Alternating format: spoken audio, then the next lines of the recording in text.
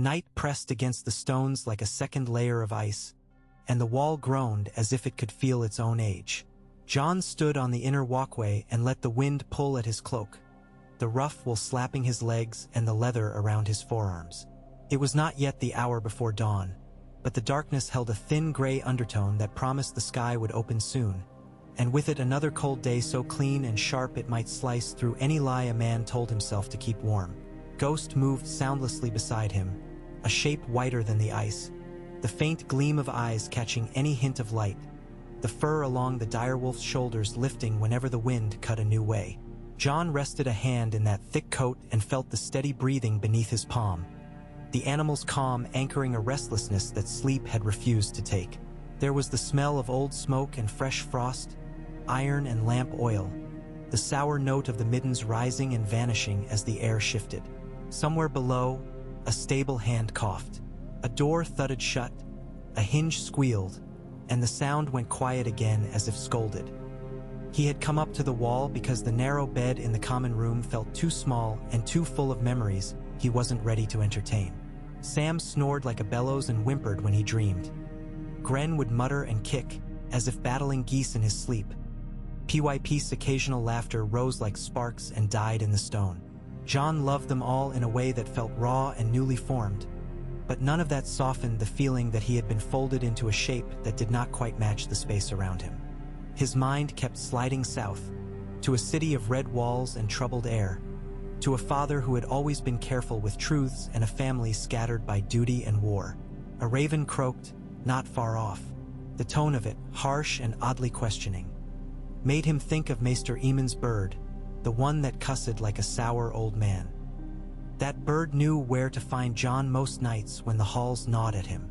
It would peer down with a too-human tilt to the head and say just enough to make Jon wonder who was truly watching. Ghost raised his head with a small chuff. The ears pricked, the eyes sharpened. Jon followed the look along the walkway to the tower stair, but there was no one there. He glanced over the lip of the wall toward the haunted forest, where the tree line lay like a black surge beneath the stars. Even at this hour, lanterns pricked here and there along the top of the wall where men kept watch. Their flames wavered in the currents, as if each were a small soul undecided whether to stay on this side or fly. "Restless?" a voice asked, not more than a breath over the wind. Jon turned. Donal Noy had appeared at the stair's mouth with the kind of quiet presence a smith wore when he approached a hot forge. The man's left sleeve was empty and pinned. His right shoulder seemed broader for carrying all the work alone. His thick beard was hoary with frost. "Couldn't sleep," Jon said. "None of us can, not truly." Noy came to the parapet and looked south, as if he had eyes trained finer than any hawk. "The air's wrong. We're still receiving ravens from the south, and there's a taste to those messages like bronze coins held too long in the mouth." "How bad?" Jon asked. He could keep his voice even with practice. The practice was getting easier, and that troubled him in a quiet, private way. "Bad enough that men in Old Town and White Harbor argue over which way the wind blows and whose banners call the stronger. Bad enough that Maester Aemon sleeps with his chain on and his old hands open on the table in case the next tapping on his door is a knife with news attached." Noy glanced sidelong. "You feel it too." "I feel the waiting," Jon said. "That's the worst of it." Noy exhaled. The breath steamed and vanished. "When there's a job to be done, you set your teeth and do it. Waiting wears a man's patience thin as the edge on a poor blade." The old raven called again, nearer now. Jon glanced toward the rookery tower. A dim glow showed through the narrow window slits, more suggestion than light. "I should go down," Jon said. "It's almost time for the change of watch." "Go," Noy said. "Your wolf looks like he could use a warm corner." Ghost's ears twitched at the word wolf, as if he had been named. He pressed briefly against Jon's leg before slipping ahead, his paws so light on the rime that he seemed to float. Jon followed, boots thumping in a rhythm the stone knew well, and the wind slackened as he entered the stair and its close, cold smell of old snow and grit. By the time he reached the yard, thin daylight had begun to drag across the sky, a band of pale steel along the eastern horizon. The yard was awake but still in that hushed state before the day's full noise began. Men stamped their feet and breathed into cupped hands. The kitchens sent up a hint of porridge and stewed onions. A boy lugged a pail too big for him and clanged it against a post with a curse he'd learned from one of the older brothers and repeated because it felt like a handle to hold in a place full of men. The rookery's stair was narrow and steep, the stones worn by centuries and treacherous under a skin of ice. Jon climbed with a hand to the wall and the other on the rope they'd fixed along the inside, listening to the rattle of birds and the muttering that belonged to Aemon's raven alone, a steady rhythm of words that were not words. He found Sam leaning in the doorway near the top, cheeks flushed, hair sticking up at the back where he'd clearly been in a rush to tie it back. Sam's eyes brightened when he saw Jon, and then flicked to Ghost with a small expression of gratitude, as if the wolf might deliver warmth if asked nicely. "I was coming for you," Sam said, breathless not from the climb but from nerves. His hands worried the cord of his cloak. Maester Aemon asked, "Is something wrong?" "I don't know," Sam said. He had a bird from the south before midnight. Two, actually. The first was old news by the time it flew. Something about men in gold fighting men in gray in the streets. The second, it came with no sigil wax, only a knot of rush and a smear of peat around the seal. The bird was wild, too, not one of ours. I've never seen its like. It bit me, twice. He lifted a hand to show two small marks like paired commas along his knuckle. The maester said the binding is from the neck. The neck, Jon repeated, tasting mud and river reeds on the syllable. Sam swallowed. He asked for you. Jon stepped past Sam into the rookery. The air there was warmer than outside, close with birds and the lines of little braziers that kept the chill from killing them in winter. Feathers dusted everything, a soft layer of ash. Cages lined the walls, most with doors open, each hung with that precise care that meant the maester trusted repetition more than luck. Maester Aemon sat at the central table with a candle guttering near his left hand, the flame a lowered eyelid, and his chain spread like a great serpent across the plank. His blind eyes held a shine that always seemed on the verge of tears, though his face was composed and fine. He turned his head at Jon's step, not to find him, but because the sound had placed him. "Come nearer, Jon Snow," the old man said. His voice was smoke and thread, gentle yet without any softness that lessened the seriousness. "Bring your friend with the quiet feet. Perhaps he will keep the other guest from biting anyone else." The raven on the peg above Aemon's shoulder hopped and fluffed itself. "Snow," it said testily, as if offended to be pressed into repeating the obvious. Ghost came forward, curious. The strange raven in the metal ring near the far brazier watched with hard eyes that were not quite black. It had a slenderer beak than their regular birds and a set to its feathers that made it look both fragile and stubborn. The rush knot binding lay on the table beside Aemon's hand. A small thing of river we dried to the color of old straw, the peat smear darkening it to almost black. Some of the rushes were woven through with a pattern Jon recognized without ever having seen it made. The simple, clever loops his father's old friend from the South Marshes had shown him once when he was too young to understand the grace in practical art. "From the neck," Jon said to be sure. "From someone who learned to speak with their hands before they learned letters," Aemon said. "It is meant to pass without drawing an eye that knows to look only for wax and sigil." "And what did it say?" The question was a stone he tried to keep small. Aemon touched the rush knot with a finger as if teaching himself its shape. "It said that a man I once met in my youth, his name like a soft reed itself, sends word north of a thing that cannot be trusted to raven if the wrong hands are at the cages. Said Ned Stark is in chains. It said there lies in King's Landing a truth that will be strangled if not made to run before the noose tightens." The room felt briefly smaller. Jon could hear his own breath and the birds shifting. Behind him, Sam took a quick, soft breath, the kind you take when you drop a cup. "They said more than that," Aemon continued, not unkindly. "They said there was a bundle wrapped in oilcloth inside another bundle of reeds and tied to the leg of a bird who would not tolerate it. They said the bundle was meant for the boy he once promised to protect as if he were his own. They said if that boy had found a place at the wall, then he was a man now, and a man could hold a blade of truth without cutting himself in the first instant. Aemon gestured to a small parcel on the table. Jon had not noticed it because it lay in the stack of ordinary papers and cuffed cords that made up a maester's day. Sam drifted near, anxiety and earnestness radiating from him. Jon reached for the parcel and kept his hands steady because Aemon's hands were steady, and it would have felt like disrespect to shake. The oilcloth was bound with 2 loops, one simple, one with the same clever twist. Jon worked them free with a careful patience he did not feel. The cloth came away with a soft sigh, and beneath was a smaller wrap of undyed wool.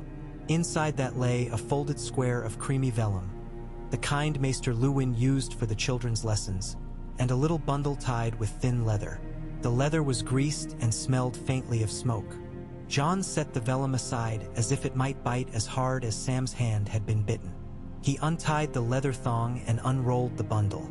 A strand of black hair, fine as thread, fell across his palm, tied in a simple knot.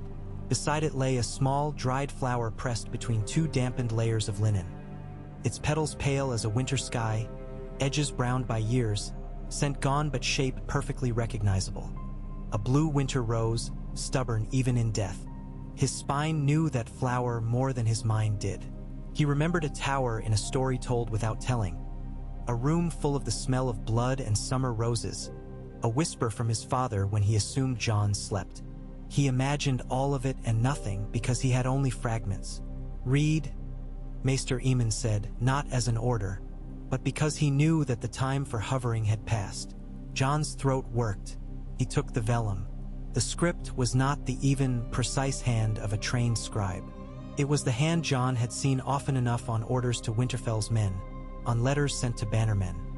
Stark, practical, the letters formed like small stanzas of restraint.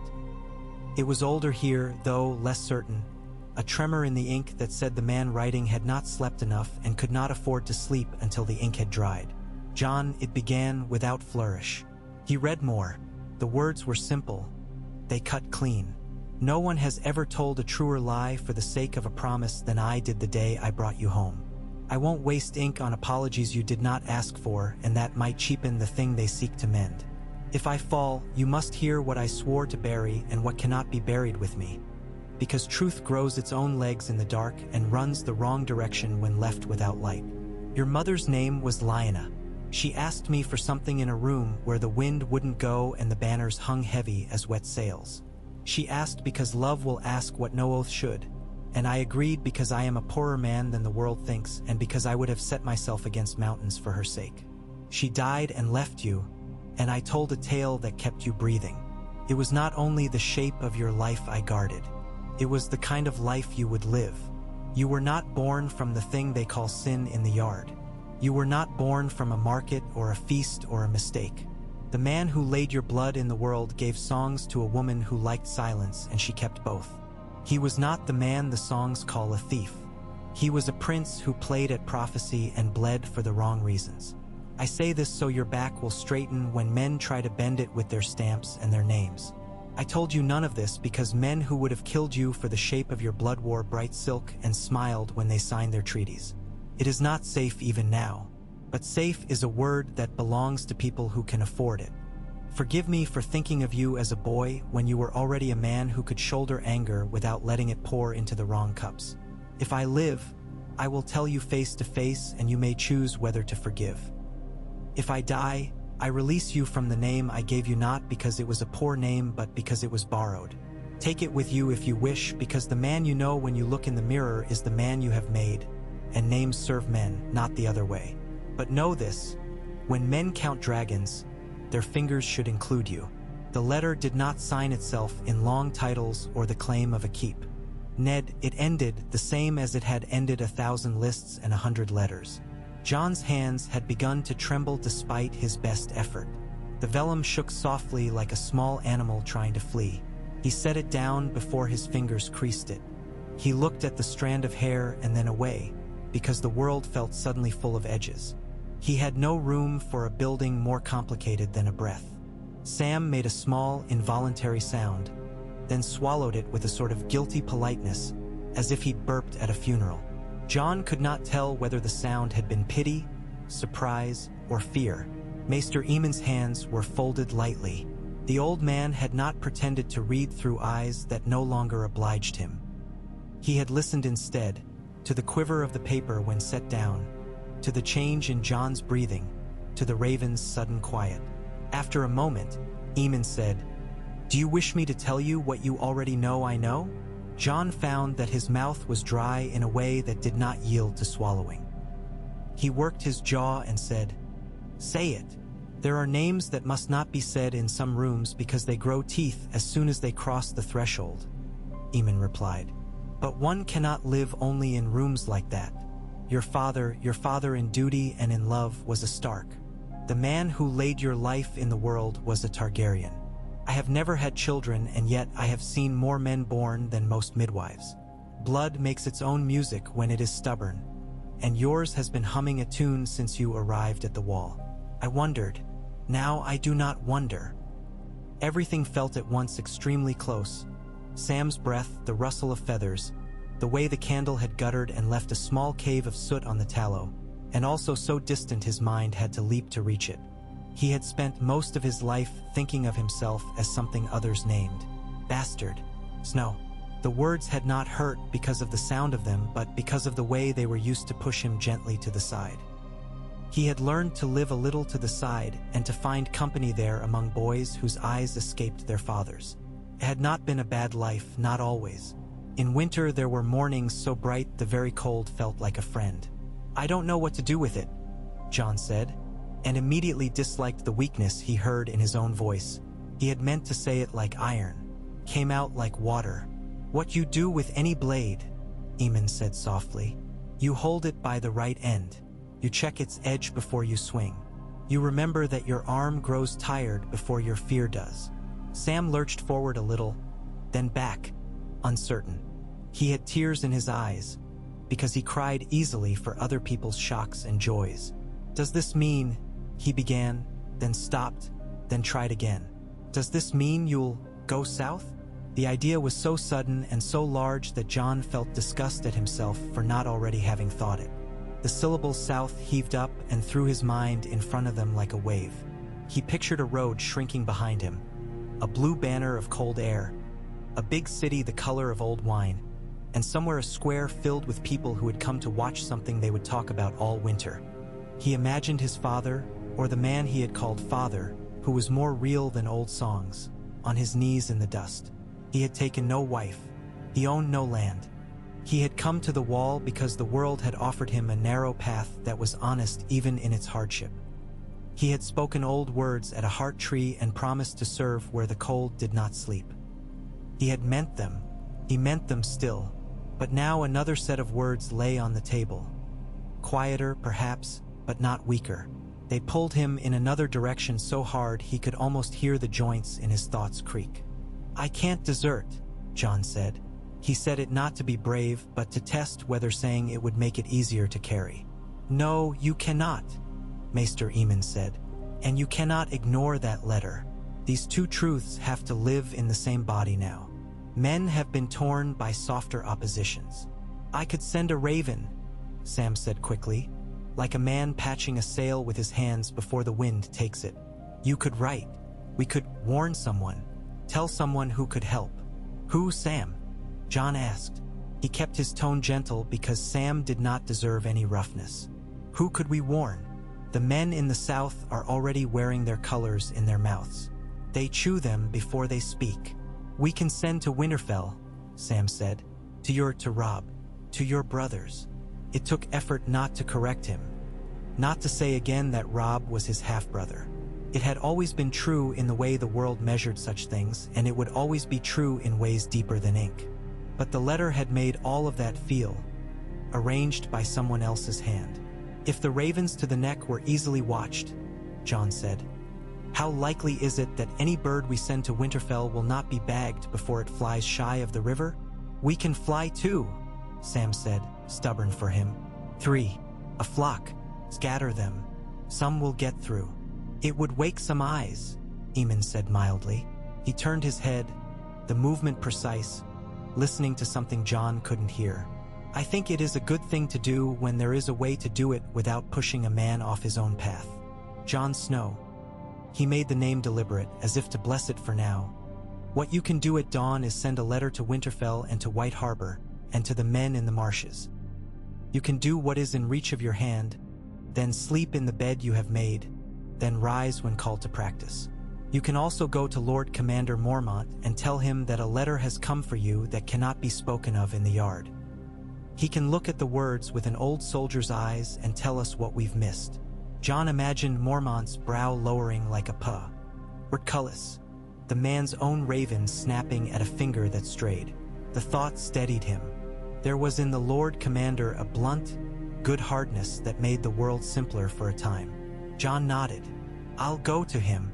Not before you drink something hot, Aemon said, a brief softness crossing his mouth that was almost humor. Being a man of two truths does not require being a fool. Sam, bring that pot here, and do not mix the herbs like last time. My heart is not a smithy, but it must be stronger than the tea you brewed yesterday. Sam bobbed, relieved to have orders, and scurried off to the sideboard. Jon stood very still, as if the floor might be a rope and any sudden shift would make the whole tower sway. He looked again at the little bundle. The strand of black hair seemed plain enough until you thought of the head it had belonged to. The dried rose, its pale blue drained, looked like an old bruise. 17 years sat inside that parcel like a folded map. 1,000 paths that might have led to other rooms and other lives. Jon felt a strange, quiet anger. It did not burn with any delight. It did not even make him want to shout. It sat very straight in him and said, "You were denied something, and now you have been given it with terrible timing, and now you must carry both." Sam handed him a mug. Jon drank. The tea was hot and unassuming. Steam ghosted his face. Ghost had settled near the warm brazier and put his head on his paws, eyes half closed, yet alert as a river stone. "Maester," Jon said after the second swallow, when his voice felt less like it might crack, "the man who sent this will not be easily found again," Aemon said. "Men like that step where the ground remembers each foot, and then they step elsewhere. But the message's shape is clear, and its clock is already ticking. To do work with it, we must be content to know the bare bones." Jon nodded. He took the letter again, turned it, and then made himself read it once more, slower. There were edges he had skipped the first time, corners he had not taken because they did not seem to lead anywhere. They led everywhere. His father, Ned, he said to himself, with the quiet that comes to some words once they have been repeated enough to belong to the mouth, had not called Rhaegar a hero. He had not called him a villain. He had not even honored him with a name. He had described a man's action, a prince who had played at prophecy and bled for the wrong reasons.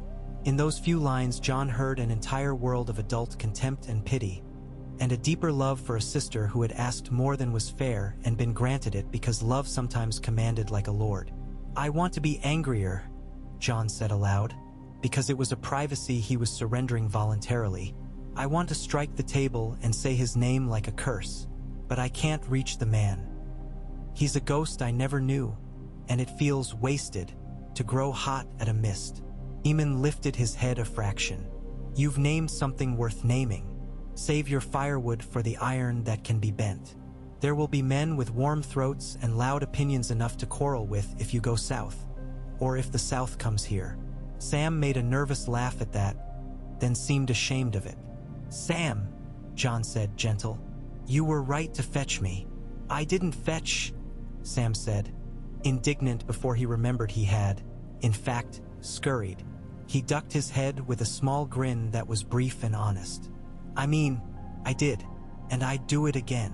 There was a sharp tapping in the corridor outside, boots on stone, the quick rhythm of a runner in armor too light to be a ranger, too heavy to be a boy.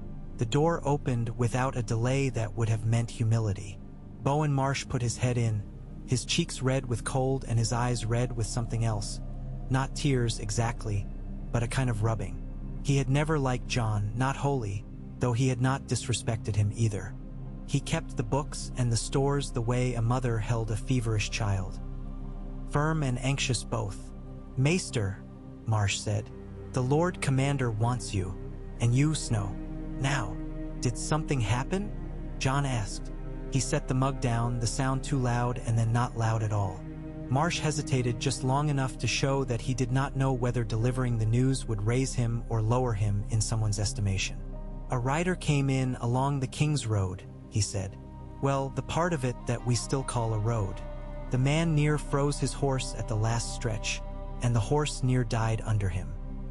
He swore by every god he could name that he had been chased for 2 days by men who wore no colors and did not speak. He said he had come from Mole's Town, before that White Harbor, before that gods know. Marsh scratched at his beard. He had a letter written in a hand that looks a lot like the one on orders from Winterfell. I can't read like a maester, but I know a man's hand when it has signed my pay slips. The Lord Commander would have the maester's eye on it before he believes. Jon felt dizzy for a heartbeat. The world liked to conspire sometimes, stacking its tricks like a child stacking cups. We're coming, he said. Bring your wolf, Marsh said. It sounded like a warning besmirched by respect. The man flinched at every shadow. I don't trust men who see enemies in walls. But then, he gestured vaguely at the wall that was also a wall you could lean on. Who am I to talk? Aemon rose slowly, his bones negotiating with each other. Sam moved to help and Aemon consented to the arm with a small nod, as if Sam had offered him a dignified step rather than charity.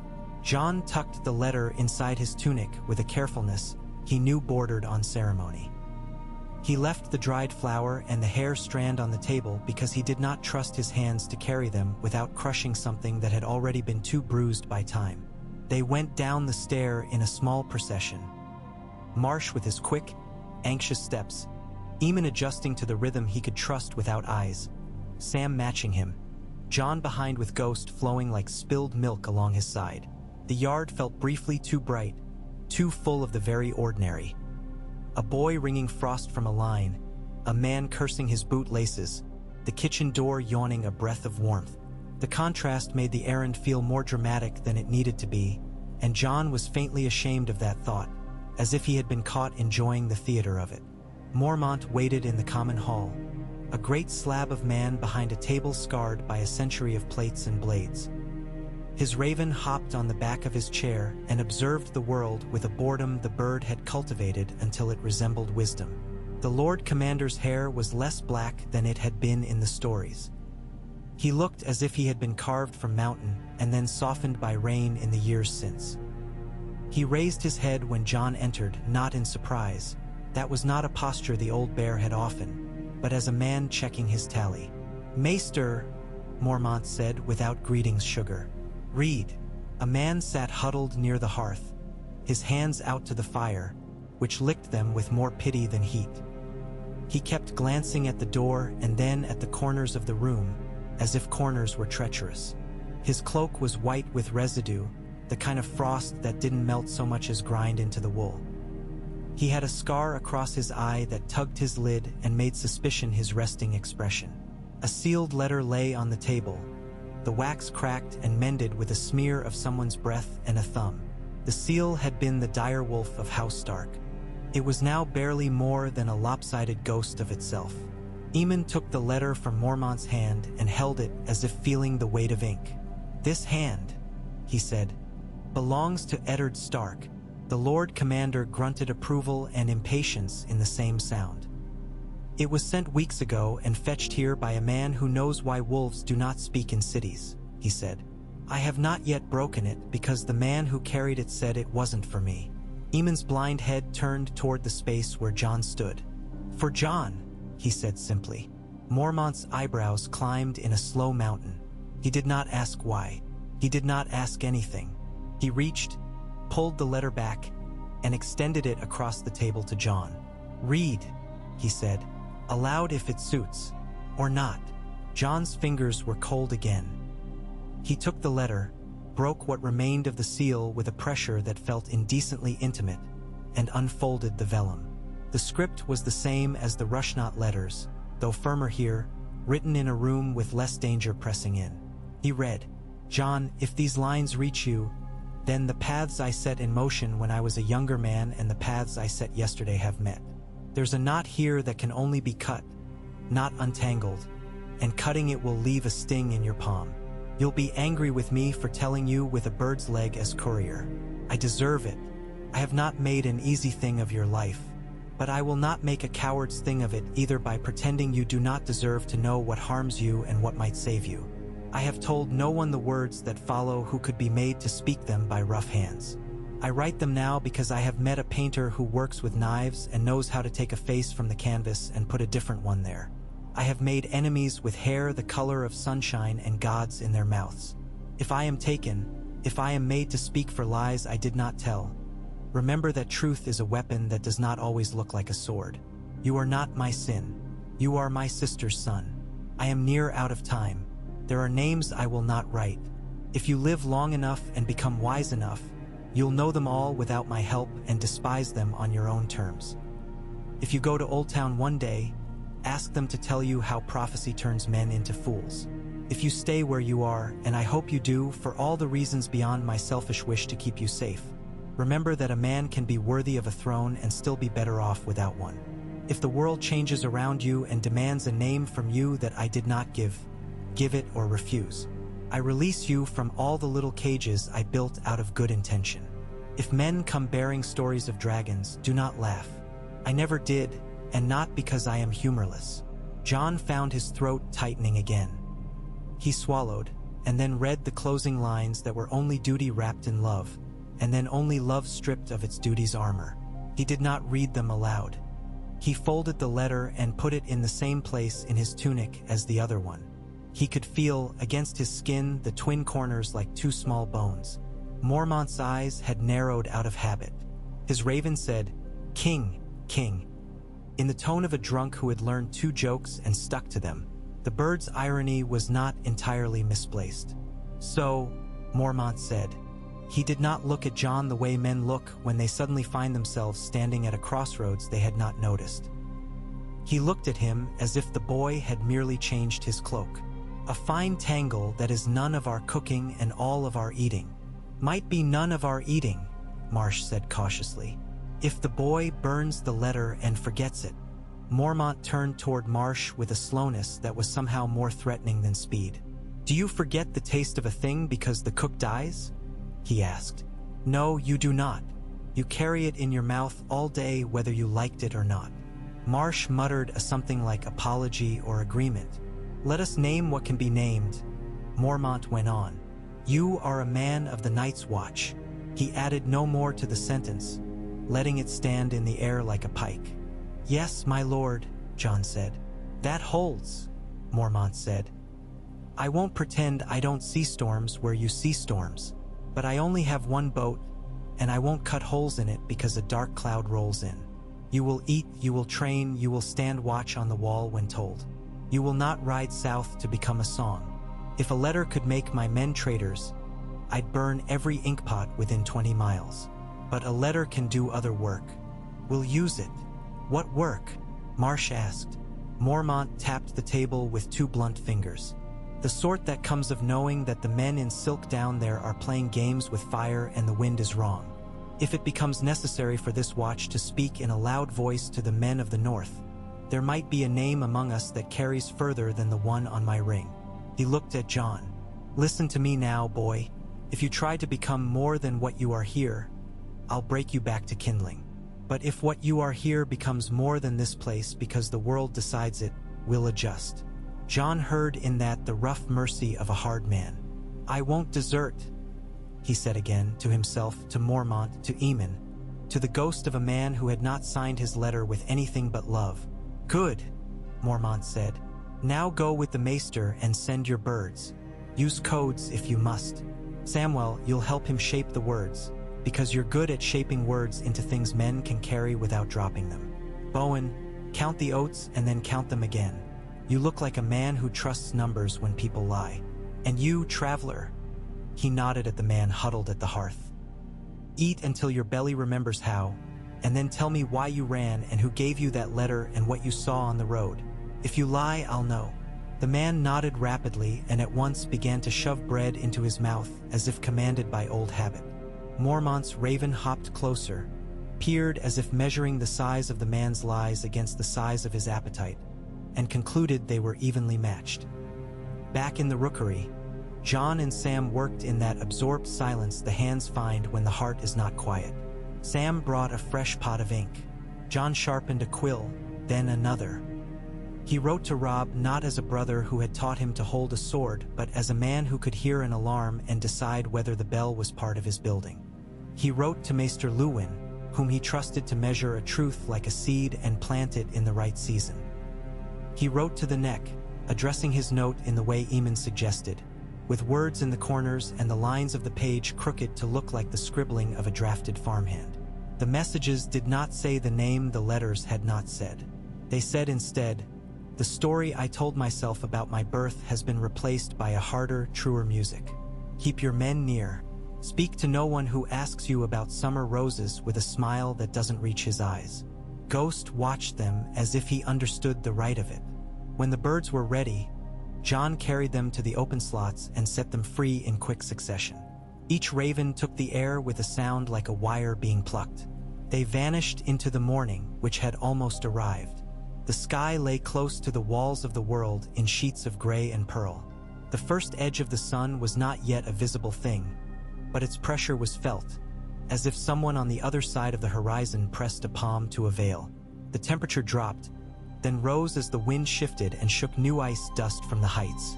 Sam leaned his elbows on the sill with a quiet sigh that was half prayer, half fatigue. "Do you feel different?" he asked, tentative. "I mean, since reading the letters." Jon thought about the question with attention. "I feel like there was a door in me I had boarded over so long ago I'd forgotten there was a door," he said. "Someone pried it open in the night. The room beyond smells of old air. Part of me wants to step through. Part of me wants to nail the boards back on and go make porridge."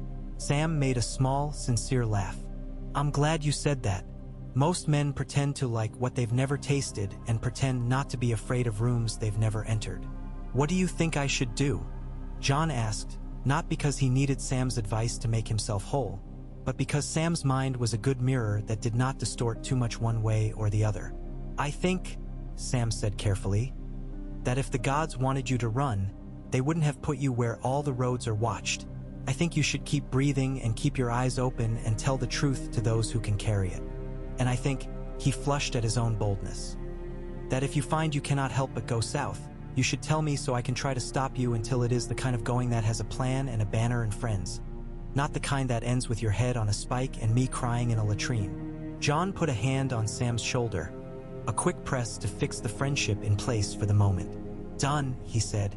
The whole hour since the first raven had called near the tower had been a slow widening of light. Now the yard filled with men for the morning bell. PYP emerged with his hair sticking out like he'd wrestled a wind.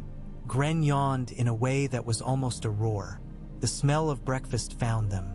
It smelled like every breakfast since time began at the wall, and that familiarity was a kind of mercy. Jon descended with Sam and joined the line. He felt eyes on him, many of them no doubt a fiction of his own new awareness, some of them real because Marsh had told somebody something in the sideways way busy men tell private things to cope with their weight. He ate with diligence because appetite had to be trained like a dog, and because work didn't care if your mind was elsewhere. Ghost lay under the bench, and the old kitchen cat, the one someone had called Lady because she was not, came to inspect him and decided she preferred her mice unreasonably large. After the meal, Ser Alistair Thorne appeared, his lip curling in its usual celebration of bitterness. He called them into the yard with a sense of ceremony he summoned only when he thought the morning might offer him an excuse to crack someone's pride. They drilled with spear and sword, and the effort was a relief, something honest that answered to muscle more than thought. Jon let the motion take him. The blade sang in the air, struck wood, met iron, and his mind's nagging list of letters and names and shame and sudden freedom stepped back to let him be a body. Even so, it did not vanish. It sat on a ledge in the back of him and waited, patient. When the drill ended, sweat cold on his temple, breath clouding in small ghosts, Jon gathered his things and made for the practice yard's edge. Alistair marked him with a glance and seemed disappointed to find no weakness to poke. The man liked the kind of failing that allowed him to preach. Jon denied him that candy whenever possible. He found a corner of the yard where the wall stones held a fraction more sun, and he stood there until the tremor in his hands was only a leftover from the weight of the sword. Ghost came to lean gently against his thigh in a touch that meant we are two beasts and we keep each other's warmth where we can. A boy from the kitchen skidded over, holding a cup of warm water with a look so intent it seemed slightly holy. He thrust it at Jon as if it might break or transform in the moment between his hands and Jon's. Jon took it and drank. The water tasted like stone and heat. It went down without argument. When Mormont's messenger came later in the morning, a short man with a chest like a box and a face the shape of a shovel, it was to call Jon to the Lord Commander's quarters for a second conversation. The room smelled, as it always did, of lamp oil and bear. Mormont stood with his back to the hearth, and the bird watched from the rafters like a judgment that had not yet decided what it would weigh. "I read your letters," Mormont said. "The ones you copied for me. The ones you did not bring me, I assume, because they would have told me truths you are not ready to let any more mouths speak." "Yes, my lord," Jon said. "I don't expect men to bring me their hearts in their hands every hour of the day," Mormont replied. "I expect them to follow orders and to remember which way home is. You've done the first today. For the second, we'll see." Jon did not flinch. "If there is a road to the south in my head, I'll keep it like a road we might use in spring when the pass is open, not like a hole I dig under the fence at night." Mormont's mouth did the nearest thing it could to a smile without betraying its own standards. "Good. Now hear me. You are to go to the weirwood with the men who keep that grove clean of snow and dead branches. I want you to sit there for an hour. I don't care if you talk to the tree or to your wolf or to the air. Then you are to come back to me and tell me if anything in that hour told you whether you're a fool." It was not an order Jon had expected. It wasn't an order that would have made any sense from anyone but this particular man in this particular place. He felt a gratitude he did not think he would have felt had he been told to scrub kettles. He bowed his head once, a promise to see the odd command through. The weirwood glade lay beyond the outer wall, in the place where the old forest edged closer as if drawn to the pale face of the tree. Two men with axes, both assigned to keep the old growth from eating the path entirely, nodded when he passed. One said nothing because he never did. The other said, "Mind your head," because advice was his way of loving strangers. The tree's face stared as it always did, unmoving, long and red-eyed, sap like old blood in its grooves. Snow lay in waves at its roots, and the light came filtered and thin through the branches of trees that refused to die in a place where everything seemed to prefer sleep. Ghost laid his head on his paws before the carved mouth with a sigh that might have been respect. Jon sat on a root, the bark hard under him, and felt ridiculous for exactly a breath before the quiet moved through him like a large animal trying to find a place to lie down. He had prayed here before. He had asked questions here before. Most of the time what he received in answer was the feeling of being heard by something too big to care and too old to explain itself. That had often been enough. Today it was both exactly enough and nowhere near. He did not speak the names. He did not repeat the letters. He sat with them until they became part of the ground beneath him, another layer of ice on glacial stone. Time passed in a way he could not count by minutes, only by the deepening of a sensation that his chest had room again for breath. There was a moment when the wind shifted in the branches and made a sound like a woman's dress sweeping stone. He looked up and felt foolish and then not foolish. He felt like a boy and like a man. He felt, for the first time since he had read the letters, a thin strand of steadiness that did not come from duty or from anger or from love alone. It came from something in him that recognized that all three might live in one room, arguing, and the house would not fall. Ghost raised his head and made a sound low in his throat. The sound was neither warning nor greeting. It was acknowledgement. Jon reached down, put his hand into the thick ruff of fur, and let the heat soak into his palm. When he returned to Mormont, the old bear looked up from a map as if he had been counting lines like counting sheep and had grown bored. "Well, I feel like I have chosen," Jon said. "Not a road exactly. A way to walk whatever road I end up on. Mormont grunted, which probably meant satisfaction. Then get out. I've work that doesn't need you at all, which is the best kind. Jon left the room with a lightness he did not trust. He did not tell Sam everything because Sam would have tried to carry some of it for him, and there are things that sag if shared. He ate again at midday because the body judged whether a day had gone well by whether it had been fed. He checked on the birds and was told by the keeper that one had already returned, empty and offended, and that was both disappointing and proof that life rarely delivered confirmation on a timetable.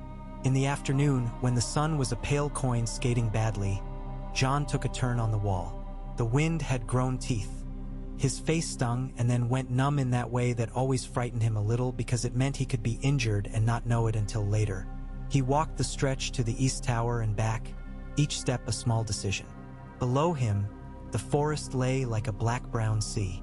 Beyond it, the world continued with its cities and courts and names.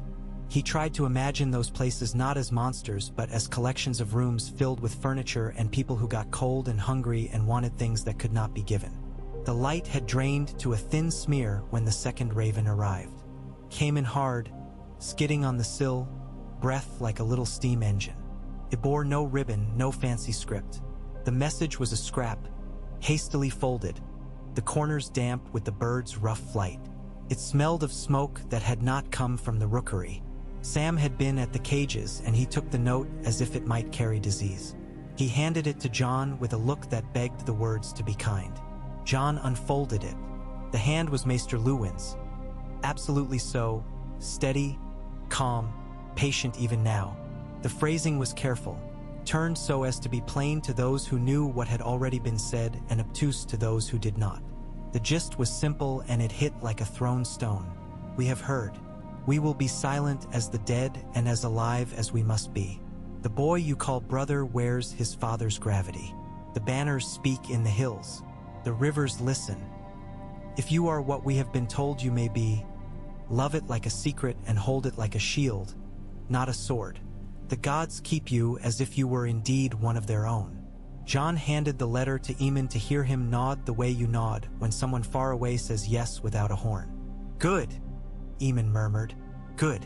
The right minds have been touched.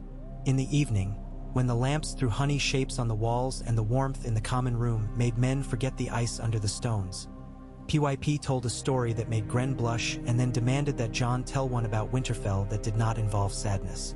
Jon obliged. He spoke of a morning where he and Robb had tried to make a sled fly and had only succeeded in bruising their thighs and egos. He kept his voice easy, the tone of a man whose day had been filled with ordinary decisions, not the smoothing of new edges in a life torn open by truth.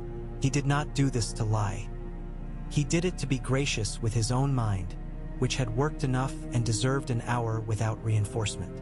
When the men dispersed to their cots and the snoring began again its nightly parade of varied instruments, Jon lay awake for a time that felt longer than it likely was and shorter than he feared.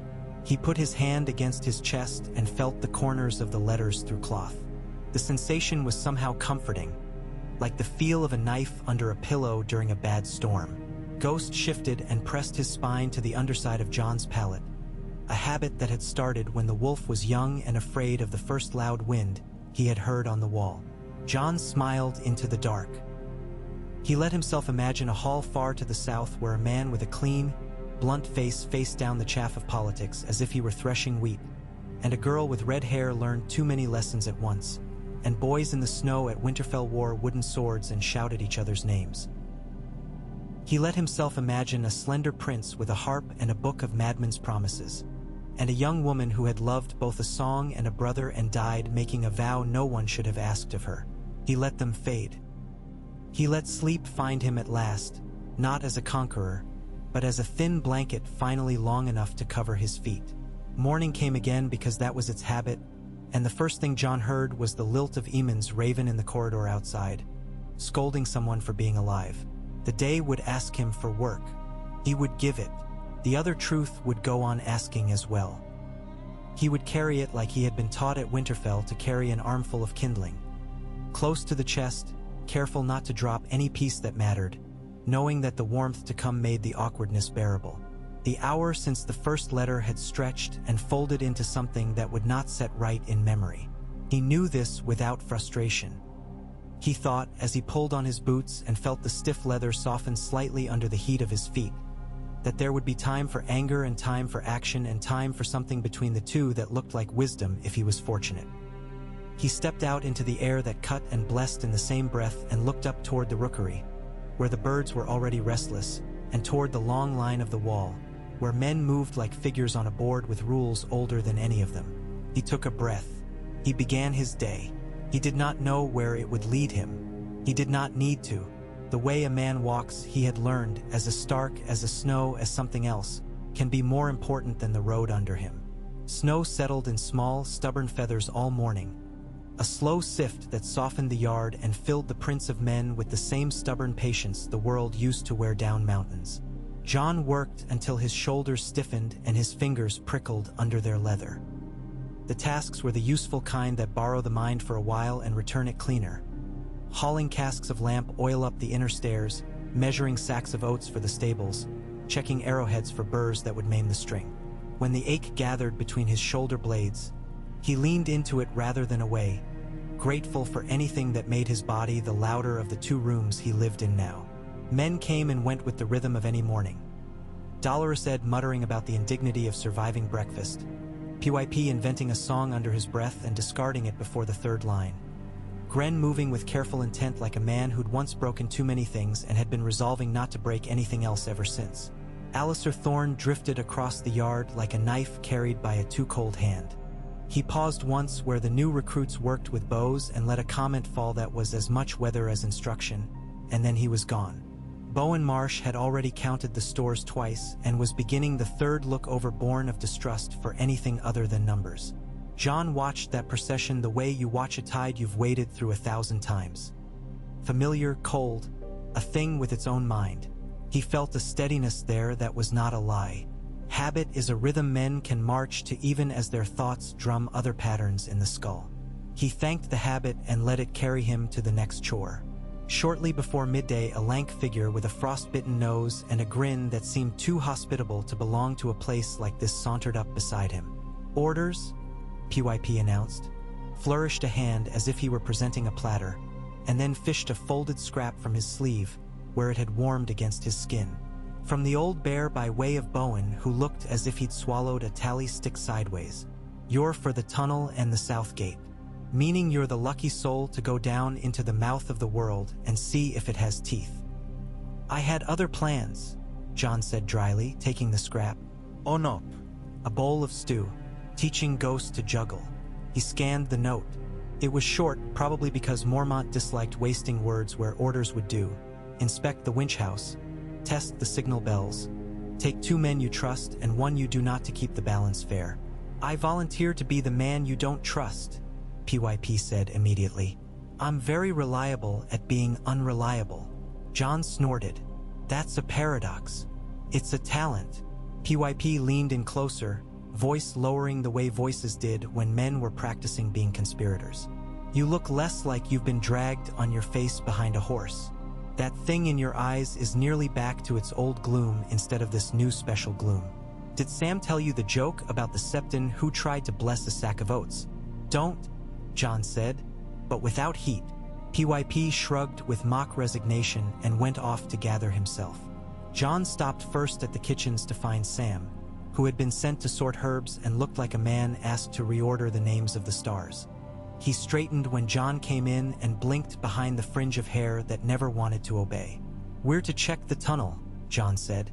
"Want to come? Or will Maester Aemon have my head if I steal you away from the mint and the rosemary?" Sam looked at his hands stained light green and then at the door to the yard and made a small decision that felt like more than it looked. "The Maester will forgive me," he said. "He likes the tunnel when it's spoken of kindly. Says it gives him a sense of the wall's throat." PYP and Gren were waiting by the inner postern with coils of rope and the kind of lanterns that kept wind out with gloved iron. Jon nodded, and the 4 of them, plus Ghost, who refused to be left behind wholly, made their way toward the gatehouse. The tunnel through the wall was a wound carved by patient men in an older climate. It had the smell of stone that had been taught to endure cold and of old tar and damp wool. It also had the sound that belonged to such a place. A distant drip, the whisper of old air moving from one world into another, the echo of footsteps made strange by so much ice. They checked the winches first. The rods were greased and the great chains that lifted the portcullis hung obediently from their wheels. Gren cranked the handle in slow quarter turns and watched the teeth climb and fall like a measured breath. PYP tested the ring of the alarm bell with small, respectful strikes that made the sound walk along the tunnel and return smaller. Sam trailed his fingers along the seams of the cut ice and named minerals without meaning to, a habit he'd acquired from listening to Maester Aemon's lectures. Jon listened for error, for mischief, for danger, and thought of how often safety depended more on attention than on armor. At the south end of the tunnel, the iron-banded gates wore a pelt of frost. A drift had found a crack and made itself comfortable. Jon ran a glove along the hinge and felt the grit that would grow into something worse if left. He dug it out with the small iron pick the builders had hung on a hook for exactly that task, and he found comfort even here in the way men leave tools for other men and can expect them to be used. Outside the southern gate, the world widened into the unimpressive landscape of the gift. Scrub, snow, wind-lashed grass, the grayed skeletons of old farms with walls broken down into polite piles. The watchmen posted there huddled under their cloaks and joked in the desolate way of men who could imagine warmer weather but refused to be humiliated by yearning. Jon spoke with them a moment, bought their cheer with two small kindnesses about their vigilance, and then led his companions back into the wall's throat. On the way, he caught the edge of a smell that did not belong. Smoke that was not their smoke, a sweet rot beneath the clean cold, a far-off hint of something like damp wool left in a chest too long. Ghost lifted his head and snuffed the air with intent. Jon paused and let the lantern light fall in a slow circle. "Smell that?" he asked. PYP made a face. "Smells like Gren's feet." "It's something," Jon murmured, frowning. He could not name the source. It did not persist. It left the impression of having traveled through some hours before, like a hand lifted from your shoulder after being there long enough to leave warmth. He filed it away with the other small things. Letters, glances, unmoored words, and they finished their inspection. After, he left Gren and PYP trading stories with the gate guards while Sam drifted beside him like a kindly thinking cloud. "We did good work," Sam said, almost surprised. "We did," Jon agreed. The agreement pleased him, which in turn annoyed him slightly. He did not want to become a man who congratulated himself for not making a mess of simple tasks. But he also did not want to refuse the balm of it. "Come. Aemon will have work for you that feels more like work than what I stole you from." They climbed into the day, which had brightened enough to throw the barest of shadows. By the time the bell called them for the noon meal, the sky had given up on snow for the present. The wind chased broken flakes along the ground like a cat playing too roughly with a scrap of cloth. Jon spooned stew into a trencher and found a seat across from Ed, whose misery at his fortune was so complete it had looped around to a sort of happiness. "It's snowing less," Ed observed, as if resentfully conceding a point to a stubborn opponent. PYP dropped into the space beside Jon and said through a mouthful of bread, "After our heroic venture into the belly of winter, we're due warm rooms and pretty songs. I'll settle for the songs." "Songs," Ed intoned. "About men who had their meat warm and their beds soft and then died from the boredom of it. A merciful end." Jon smiled despite himself and ate. He felt watched, but less because of the letter's weight against his chest than because Alliser Thorne had moved in a slow orbit that morning and found him twice with a glance that felt like a cold thumb pressed behind the ear. No words had been spoken. Thorne imagined himself a man who reserved speech for victories. He had not enjoyed many of those recently. He looked as if he might be planning one solely to have something to gloat over. After the meal, the hall emptied into the afternoon's chores. Jon had just stood to carry his bowl to the tubs when a small shadow fell over the table. A boy from Molestown, one of the ones who did odd jobs around the yard, eager to earn winter coppers, hovered with an expression altogether too serious for his years. "From the South Road," the boy whispered, and slipped Jon a shiver of hammered tin no larger than a coin. It might have been worthless scrap. It might have been all the words a careful man dared. It was scratched with a pattern that meant nothing to the eye unless you'd once been told to see. Jon had not been told to see by Howland Reed, but he had seen enough of Steward's clever marks to guess. He ran his fingers over the thin grooves and felt a shape that had belonged to River Reeds in a former life. The boy darted away before Jon could ask a question or pay him. Sam had half risen to peer over Jon's shoulder. "Is that?" "Maybe nothing," Jon said, too quickly. He slipped the tin into his glove. "I'm going to take a breath of air. The kind with secrets in it," Sam murmured. He stayed put because he knew which part of caution belonged to friends. Jon crossed the yard without hurry, without appearing to avoid anyone. He took the outer stair to the catwalk, turned east as if inspecting the crenellations, then drifted down to the service corridor that led to the storerooms. From there, it was simple enough to find a back door that opened onto the gentle, dung-scented slope of the path to Mole's Town. He did not break into a run. He did not walk like a man with no place to be. He settled on a compromise, a pace that matched the slush underfoot and promised no drama. Mole's Town squatted under the skin of the earth like a thought you mean to discard but cannot quite. New York of its rooms had been dug below the topsoil, with roofs that were merely turf hardened by winter and the passing of feet. The place never looked like much until you stepped inside and discovered heat hoarded the way misers hoard winter stores. Carefully, resentfully, and with a wicked delight, the boy had been told where to send him. Jon slipped into a low-roofed room whose smoke hole had been patched with slate and whose one tiny window had acquired a smear of grease and dirt that turned the day outside into a dull coin. A woman with arms like rolled quilts glanced at him once, saw a black cloak, nodded without curiosity, and jerked her chin toward a back room. Jon stepped through the hanging of old sailcloth into a narrower space that smelled of damp wood and barley husks. A man sat there who could have been anyone from anywhere. His age sat on him like a garment he'd put on deliberately. You could see there was more beneath it if he stood up straight. He had the look of the river in him. Not sea, not mountain, not field. His face was plain. His eyes were not. They were very green and very attentive. "You carry a wolf with you," the man said, and smiled with one half of his mouth. "I left him above," Jon replied. He did not crouch into secrecy's posture. He did not stand too straight either. "You came from the neck. From men who don't write their long words on expensive paper when a small mark on a small thing will do." The man held up his palm. On it lay an identical piece of hammered tin with a different set of scratches. "If someone searched me for messages, they'd find nothing to read. That's the point." "Who are you?" "Neither a frog nor a singer," the man said. "And nothing the crowcatchers in silk would remember if they saw me twice. I am not your uncle. I am no one's father. I have no name you could carry north and enjoy repeating. Call me one of the marsh." Jon glanced once at the doorway. The woman in the front room coughed and laughed at something someone said, and the sound came muffled, indifferent. Jon took the tin from his glove and set it on the table between them. "You brought me the letter. I brought you its mouth," the man said. He nodded at Jon's chest.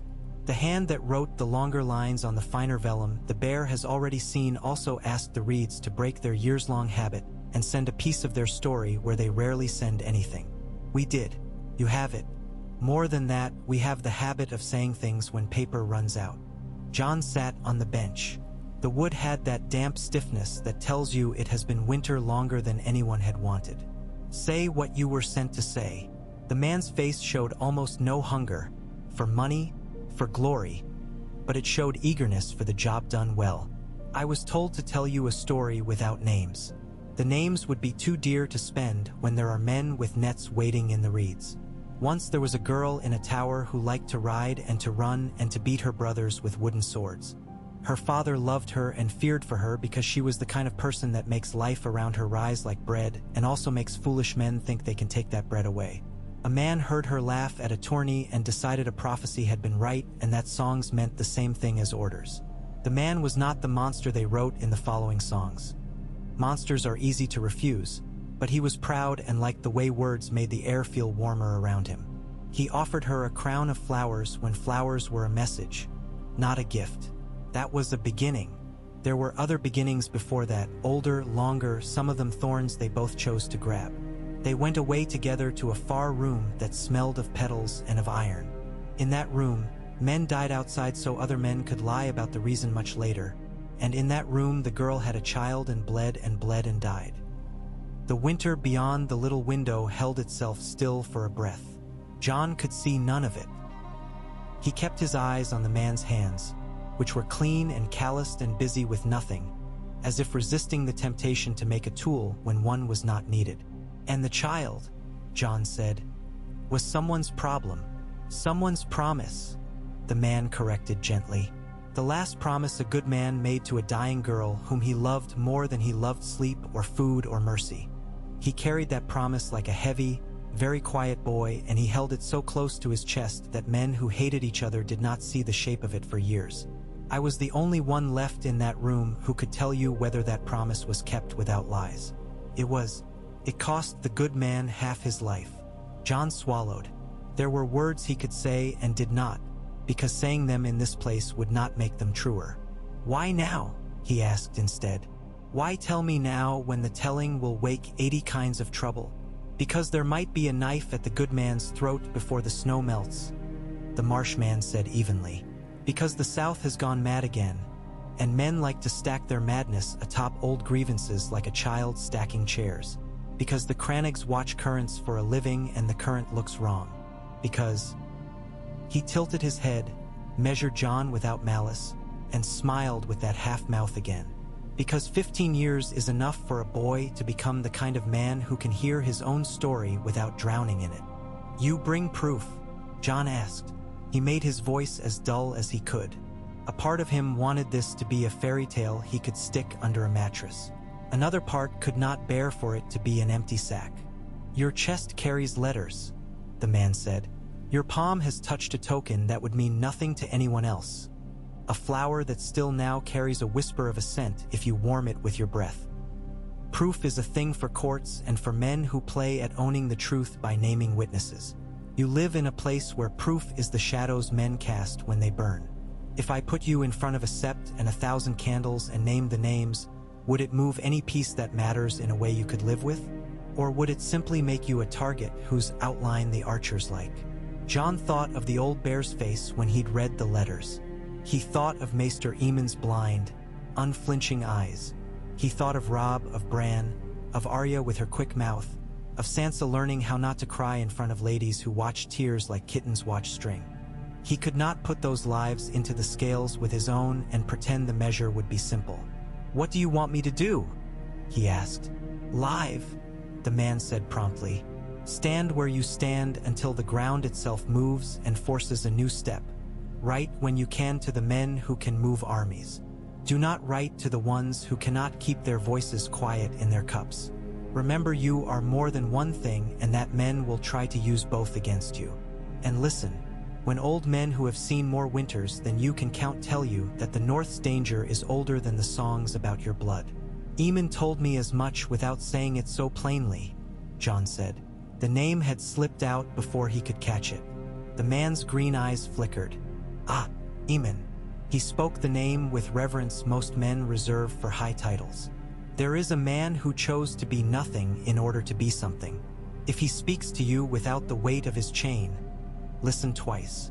Jon rose. He did not take a coin out of some noble impulse toward insulting the messenger. He simply did not insult the man by trying to give him money for a thing that had cost so much already. Instead, he said, if there's another letter, another knot, another token, where will it come? I won't be the hand that brings it. But look for something unmarked in a place where letters do not usually arrive. Men stick to habits. I will tell mine to break theirs. The man stood. Up close, his height surprised a little. His presence did not. He looked like one of those reeds that bend when the wind demands and then right themselves the second it gets bored. Jon, he said, using the name without putting a test on it. There's an old story in the neck about men who marry the water. It never goes well in the long telling. They drown trying to hold the river by the waist. The lesson is dull and true. Love a thing as it is. Don't try to bind it to your own shape. You've two truths to love now. If you try to strap them into one suit of armor, you'll end up stuck in it and unable to run when the fire leaps. I'm not very good at running, Jon said dryly. You will be, the man said, grinning. Winter teaches light feet. He tugged the sailcloth aside and was gone in a breath. The way pond water closes over the track of a frog and leaves nothing but itself. Jon waited a slow count of 200. He left the same way he'd come. On the path back up toward Castle Black, he felt his heart stumble once, and then go back to its pace. He had very little to show for the errand. A scrap of tin, some new words that fit neatly into the ones he already had, the feeling of having been seen by a part of the world that preferred to keep its gaze to itself. It was, he realized, a great deal. Ghost met him where the slope hardened and thumped his head against Jon's thigh hard enough to leave a bruise later. Jon scratched behind one ear and laughed once, low and true, because that too was a form of proof. He could laugh and not feel it was treason to sorrow. There were chores again in the afternoon, and a scolding from Marsh that began as a scolding and ended as relief because the sack of flour a novice had torn had not spilled as much as it might have. Men quarrel over small goods in long winters. Every saved handful is a bit of future protected. Jon accepted the scolding as if it had been meant for him and left Marsh the dignity of thinking he had done his job. Twilight struck early. It always did, but there was a feel to this one that made the yard's laughter stay closer to the ground as if unwilling to lift and be blown away. Jon took the first hour of the dusk watch on the inner wall and let the wind try to push him backward. Failed. Ghost moved along the icy top with the kind of grace only some creatures bothered to keep. The night opened its eye fully. He slept when sleep came, and woke sometime after midnight to the sound of a man whispering in his sleep and then choking on the word. The room was a low cave of breath and wool. Jon sat up, listened, told himself to lie back down, and failed at telling himself what to do. He put on his boots and cloak. Ghost rose as if he'd been waiting. He went where his feet wanted, to the kitchen, hallowed at this hour by a gentle banked heat and the scent of bread that would be awake by dawn. He went to the rookery because it had become one of the rooms where his mind felt an equal. He went to the wall walk to look south because he had always looked south, and then he turned and looked north because that was what the vow had meant to do to him. Make him face the direction he'd never learned to love. The cold was complete. The stars bit and glittered. The forest stretched black and promising in its threat. Nothing moved for a long time. Then Ghost's head rose, and the hair along his back stood up as if caught by static. The wolf did not growl. He simply moved toward the center of the walkway with the care you use when you step on a new kind of ice and do not yet know its humor. Jon turned, senses narrowed. He had his short sword and a dagger. He did not have courage enough to be careless.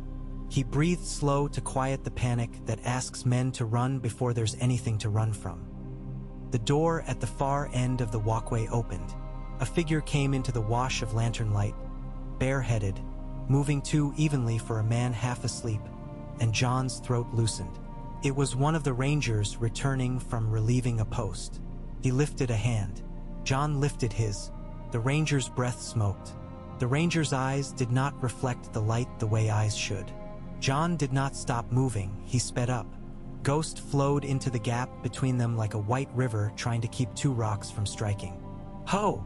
Jon called, friendly. The sound startled two pigeons roosting in a nook. The ranger kept moving, the steadiness wrong. His skin was the color of something that has forgotten warmth. His mouth opened and shut as if imitating speech without its sense. His hair had collected frost that did not melt. Jon had seen men overcome by cold. This was not that. This was a man wearing the joke cold can make of a face. Ghost's lips pulled back just enough to show a shred of foam. The ranger kept coming. "Stop," Jon said, because it was the simplest command and he had found simple often worked better than elaborate petitions. The figure did not. Jon drew his blade. The sound made other men sleeping in the stone rooms below half wake and frown without understanding why. The ranger reached for Jon. His hand. Glove gone, fingers stiff, black at the nails, clutched without precision. Jon stepped back, swung, and the blade that had known only straw and wood and men playing at being each other's enemies struck flesh that did not give properly. He felt the hit in his arm like you feel it when you strike frozen meat with a dull axe. The man did not bleed the way men bleed. He did not bleat or curse the way men swear when pain asks them to speak. He simply turned and tried again. Ghost leapt. The impact was as if two doors had slammed together. Man and wolf went down in a tangle that would have been comical if it had not been a collision of two kinds of silence. Deaths, and the silence creatures make when their work has finally found them. Jon reached for the lamp hook, tore a lantern free, and flung it down. Fire is a friend that sometimes refuses to show up when called. Tonight it arrived with hissing eagerness. Oil-licked wood and wool. The figure shuddered but did not cry out. Jon stamped, dragged, pulled Ghost free by the ruff, and shoved him back with the heel of a hand. The ranger rolled toward the flame as if the body remembered what warmth had been. The flame ate. The smell that rose made Jon's belly fold. He gagged and did not let go of the wolf until the figure ceased its graceless motions and lay in an awful imitation of sleep. The noise had woken more than one man. Doors opened along the barracks hall. Shoes slapped stone. Voices rose and collided. The bell did not ring because the hand that would have rung it had instead found a poker and a pail, and the pail had found water, and the water had found steam. Bowen Marsh arrived with a cudgel and a look that was both fury and triumph. He had been certain something wicked waited just around the next corner, and at last he had a thing to beat for having the audacity to exist. Thorne came 2 breaths later, took in the scene, scowled as if someone had burned a favorite cloak, and said nothing because he had an audience and preferred to save his lines for the tilt yard. Mormont did not come. He sent his raven. The bird arrived like a judgment that had not yet put on its robe. It looked down, ruffled a wing, and muttered a string of words that were all insults if you had a certain sense of humor. The old bear himself followed with his coat thrown over a nightshirt and his hair smashing itself into the suggestion of order. He took in the flames dying, the black shape it had made, the white wolf's hackles, Jon's blade, Jon's face. "What?" the Lord Commander said, and the word cracked. "We've a dead man who refused to admit it," Jon said, and hated how thin his voice sounded even to him. "Not the first," Mormont said grimly, "but it never becomes a habit." They dealt with the remains in the only way that felt like respect, with fire at a distance, with the words men had to say because it would feel like wickedness to stay silent. Jon stood back when told, because his hands had already done their part. The part of him that had wanted to be sick was done wanting and simply was. The part of him that had wanted to be brave would brag later. The larger part thought about bed and about the letters and about how the world had just reminded him of the job he currently had with a weight you couldn't ignore without consequence. By the time this small fire had become smoke and memory, the cold bit in again harder, as if offended. Men stamped their feet because men always do that when the night threatens to own their toes. Thorne finally found words, which came out like ice shaved too thin to hold together. "If you boys want to know the right end of a sword, ask this one," he said, jerking his chin toward Jon with an unwilling allowance. He at least managed not to stab himself. It was something from him. It landed like the kind of coin you find in the gutter. Perhaps you shouldn't be pleased to have it, but it spends the same.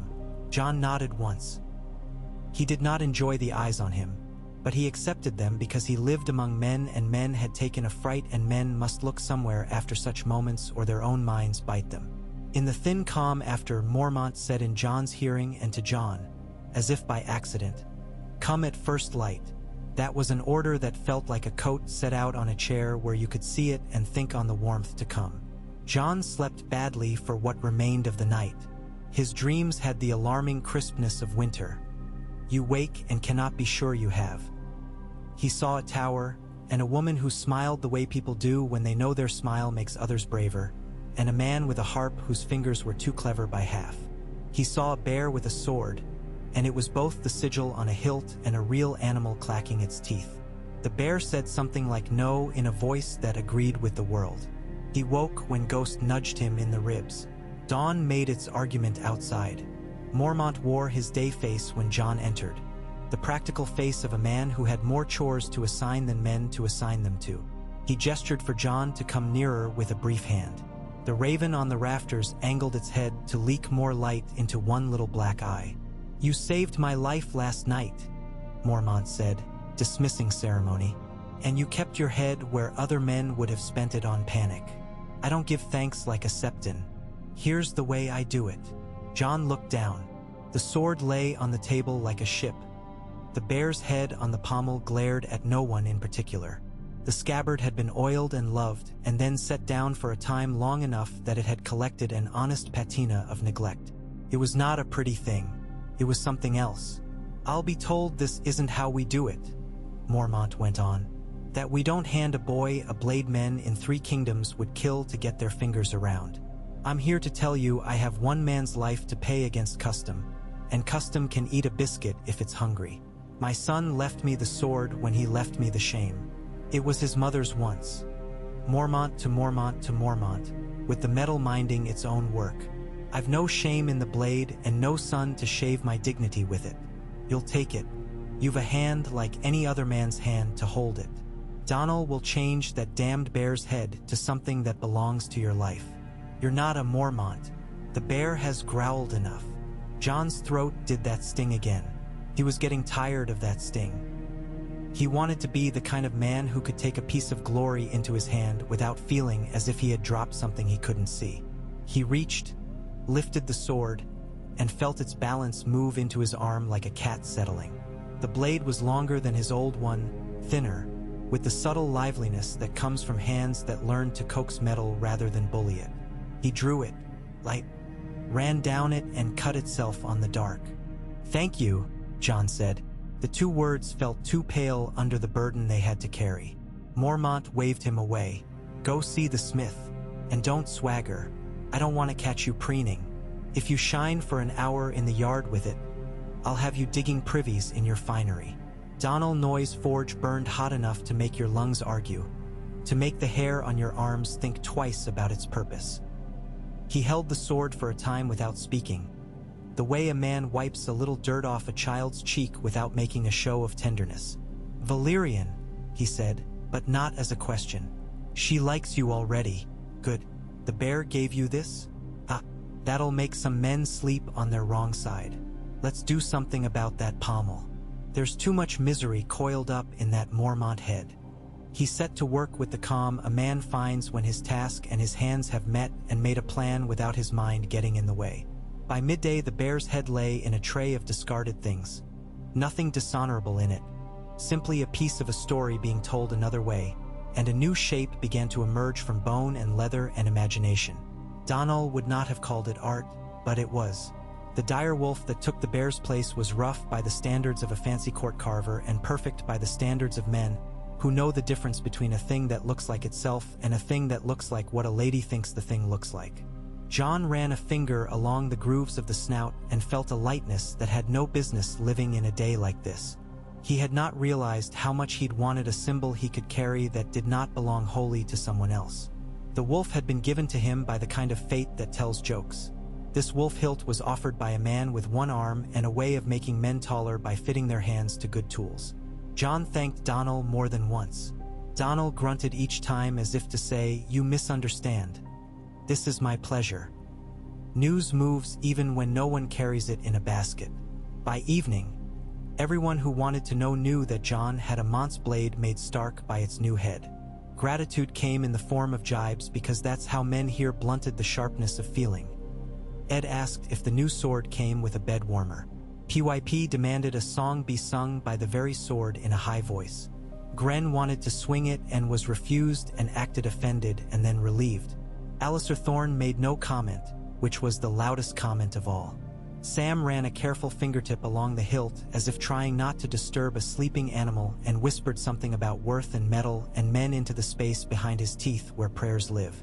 When the bowl of stew sat empty in front of him and his hands had finally stopped the small workers' tremble adrenaline leaves as wage, Jon went to find Maester Aemon because a portion of his restlessness could only be eased in the old man's shadow.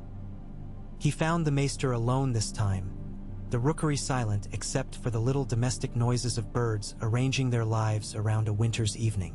Aemon gestured for Jon to sit without turning his head. He always seemed to know where men were by the wake their breathing left in the air. "You smell of smoke and iron," the old man said. "Two perfumes you wear well." "A man tried to kill the Lord Commander who had already died," Jon answered. Not because the Maester didn't know, but because telling it made the thing move from experience to story, and stories can be carried more easily. Aemon waited a space, then asked in a tone that had only the smallest grain of mischief in it, "And what did the sword say when you held it?" Jon laughed, unexpected and grateful. It said, "I hope you are kinder to me than you were to the last lamp you threw." Aemon smiled. His blind eyes shone the way some stones do when wet, though there were no tears this time. "You will use it well. And remember that every gift like that comes with a second edge. Men will expect something of you now that they would not have dared ask before. They will push you to the front when pride knocks and pull you to the back when fear does. Decide your own place." Jon sobered. "I met a man from the marsh," he said. He did not say it as a confession. He said it as a stone he laid between them, as if building a small bridge. "I thought you might," Aemon murmured. "You have that smell on you too. The smell of wet plant and old mud brought indoors." He said little. "Enough." He said what I already felt in my bones. He asked me to live. He asked me to listen to old men and to love both sides of my life without trying to make them one. Aemon tilted his head as if listening to the bird that had not yet spoken. "Good counsel. The next men say only what will travel. I have been trying to tell you the same with too many words, perhaps. We are not meant to be tidy creatures, Jon. We are meant to carry multiple weights and not complain too loudly when our shoulders ache. I did so once." His mouth tightened, then softened. "If you want a cautionary tale, I could speak more of that than you care to hear." Jon had never wanted to ask directly. He had not wanted to pry the way children pry a scab and think they've found treasure. Tonight the question felt more like service than curiosity. "Tell me where the truth you carry began to weigh more than the comfort of the life you might have had." Aemon laughed once, a dry, small sound.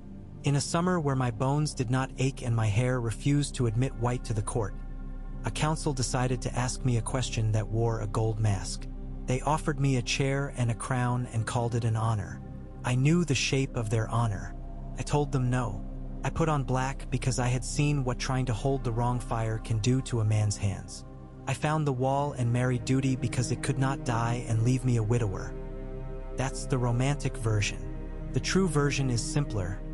I was a coward in the right direction. I fled the temptation of power because it would have found me weak.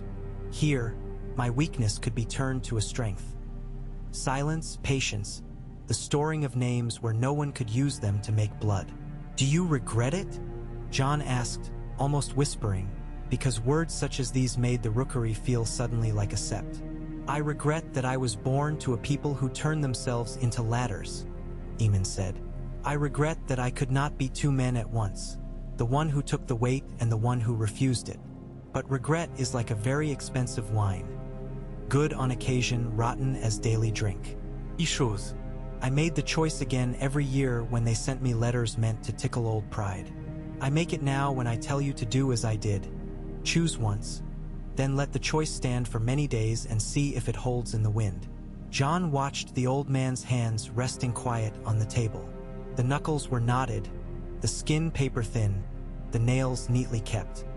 Here was a man who had refused to join the game the South played and had found a different sort of throne in Winter's Council. "I don't want the crown that comes with my mother's ghost," Jon said. "I want to keep men on the wall alive. I want to be the sort of man who can be trusted with important lanterns." "That's a good list," Aemon said. "Add this: be the sort of man who does not forget to eat before the hour grows late. Go, sleep. The next letter you receive may not be from a friend." The next letter was not from a friend.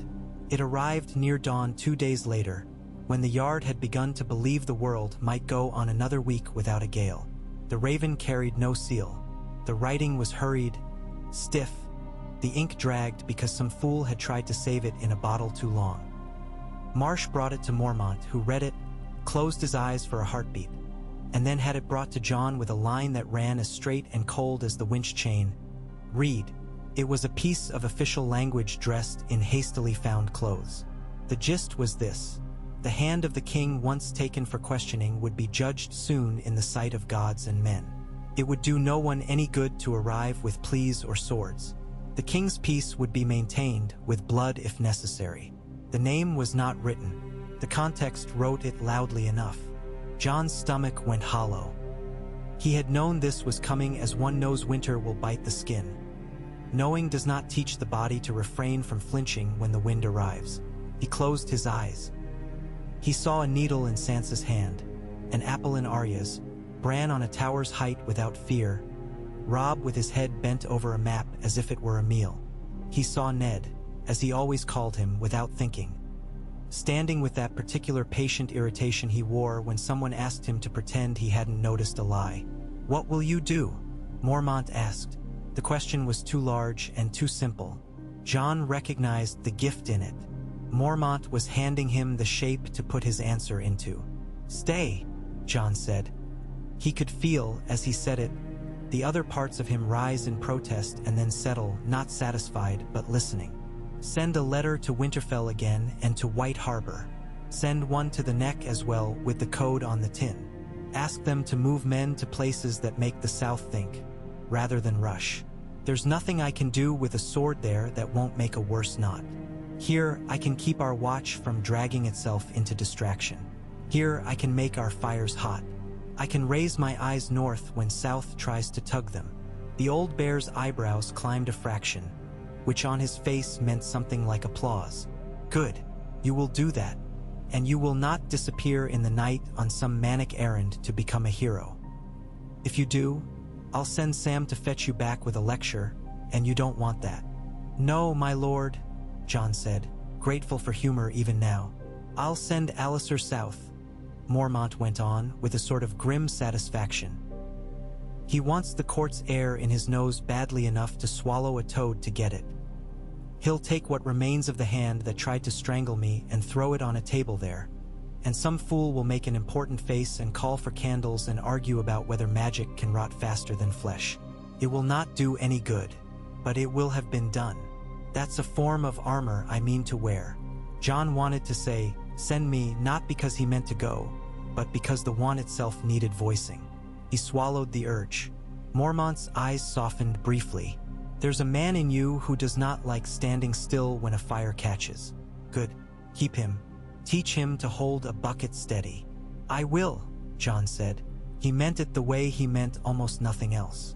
They made the letters together, Jon and Sam and Aemon, while Marsh held a ledger open and counted crows like a quartermaster counting an army of small, fussy men. The message to the Neck was lean and odd, written in a hand fast and slanted to mimic a stable boy's, with the corners folded in to mean exactly 4 things and no more. The one to Winterfell was plain: a brother's hope dressed as a steward's counsel. The one to White Harbor asked for ears to be lent where ears rarely paid attention. Alliser left the next morning in a wind that tried to remove the skin from your face. He set his jaw at a heroic angle and pretended the smell of the withered hand in the box beside him made him think of hunting. Other men crowded to watch because any errand that led south was a story they could carry later into a warm room. Thorne did not even glance at Jon. That too was a comment, and not the worst one. Days collected themselves and moved past as if commanded by a man with a schedule. Snow came and went. The cold moved its desk into the room and began to run things again. Jon trained and set watches and checked the tunnel thrice and listened to ghost silence. Sometimes he caught sight of himself reflected poorly in ice or hammered tin and blinked because the boy in the mirror wore a great sword on his hip now and walked a little like a man who had learned how to keep the place inside him where panic used to live occupied with other tenants. Ravens returned in the normal sloppy way of all those who carry news. One early, one late, one never. The one from White Harbor said little and a great deal. Ships unloaded less than they might have because fishermen took fewer fish than they had courage for. Banners rolled and unrolled. The noise from the south grew so loud it frightened the gulls. A leatherworker's son had been seen practicing with a spear and missing the straw man's head on purpose because it looked like a man he could not kill without killing his own supper. The one from the neck arrived wrapped in a bit of washed linen like an apology.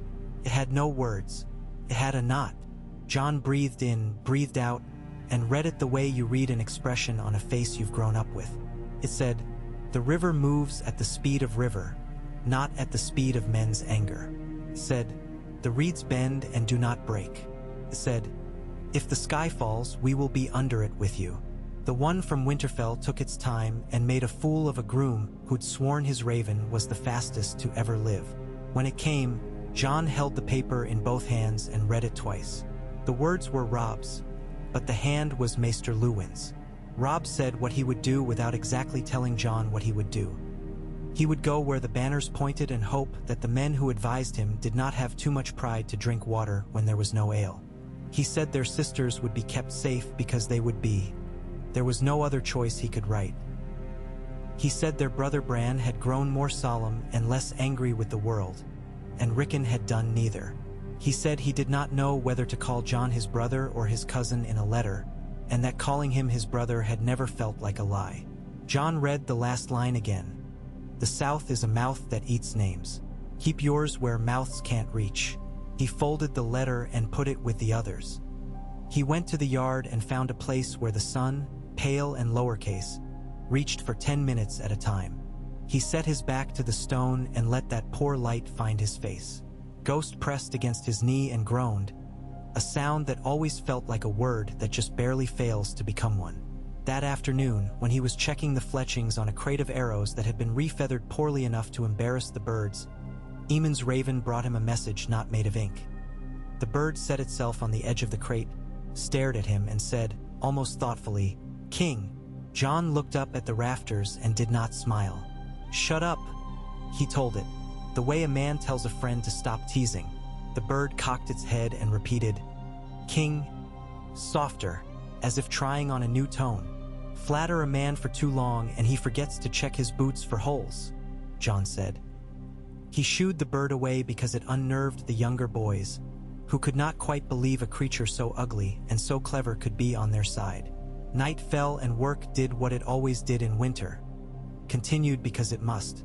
Jon took the midnight to dawn watch voluntarily because sleep felt like the wrong choice when his head grew too full. He salted the meat of his thoughts with practical tasks. Counting steps between torches, noting where the rime built fastest on the stones, standing in the East Tower's lee until his cheek numbed and then moving to the West End to give the other side the same education. He was walking the stretch near the vault when Ghost stopped so suddenly the lead between them, an old habit he had resumed in close quarters, went taut. The wolf's nose dipped. His body became a line the world might trip on. Jon halted and felt the kind of silence that is not absence of sound but attention to it. A creak. Not the creak of settle or thaw. The creak of wood worked by weight where there should be none. Jon's hand found the hilt at once, not by plan. He stood that way while the sound came again, closer to the Lord Commander's chambers. His chest forgot to move for a count of 3, then remembered, and he spent the breath like a precious coin. He shifted, soft, quick. He did not burst into Mormont's room. Men who burst into their commander's room in the night either die of embarrassment immediately or later of something else. He pushed the door with 2 fingers and let the space beyond it answer for itself. It answered with the smell that had crept into the tunnel 2 days before and fled. Sweet rot, thin smoke, wool damp with something that was not water. It answered with the scrape of a foot that had forgotten how, and the whisper of a thing that had forgotten how to whisper. He did not shout. He flung the door wide and moved left because men who choose right without thinking end up on the wrong end of a remembered blade.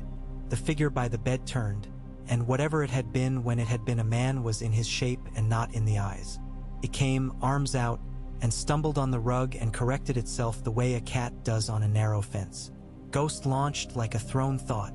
The white took it in the chest and the 2 went down, tangled in blanket and malice.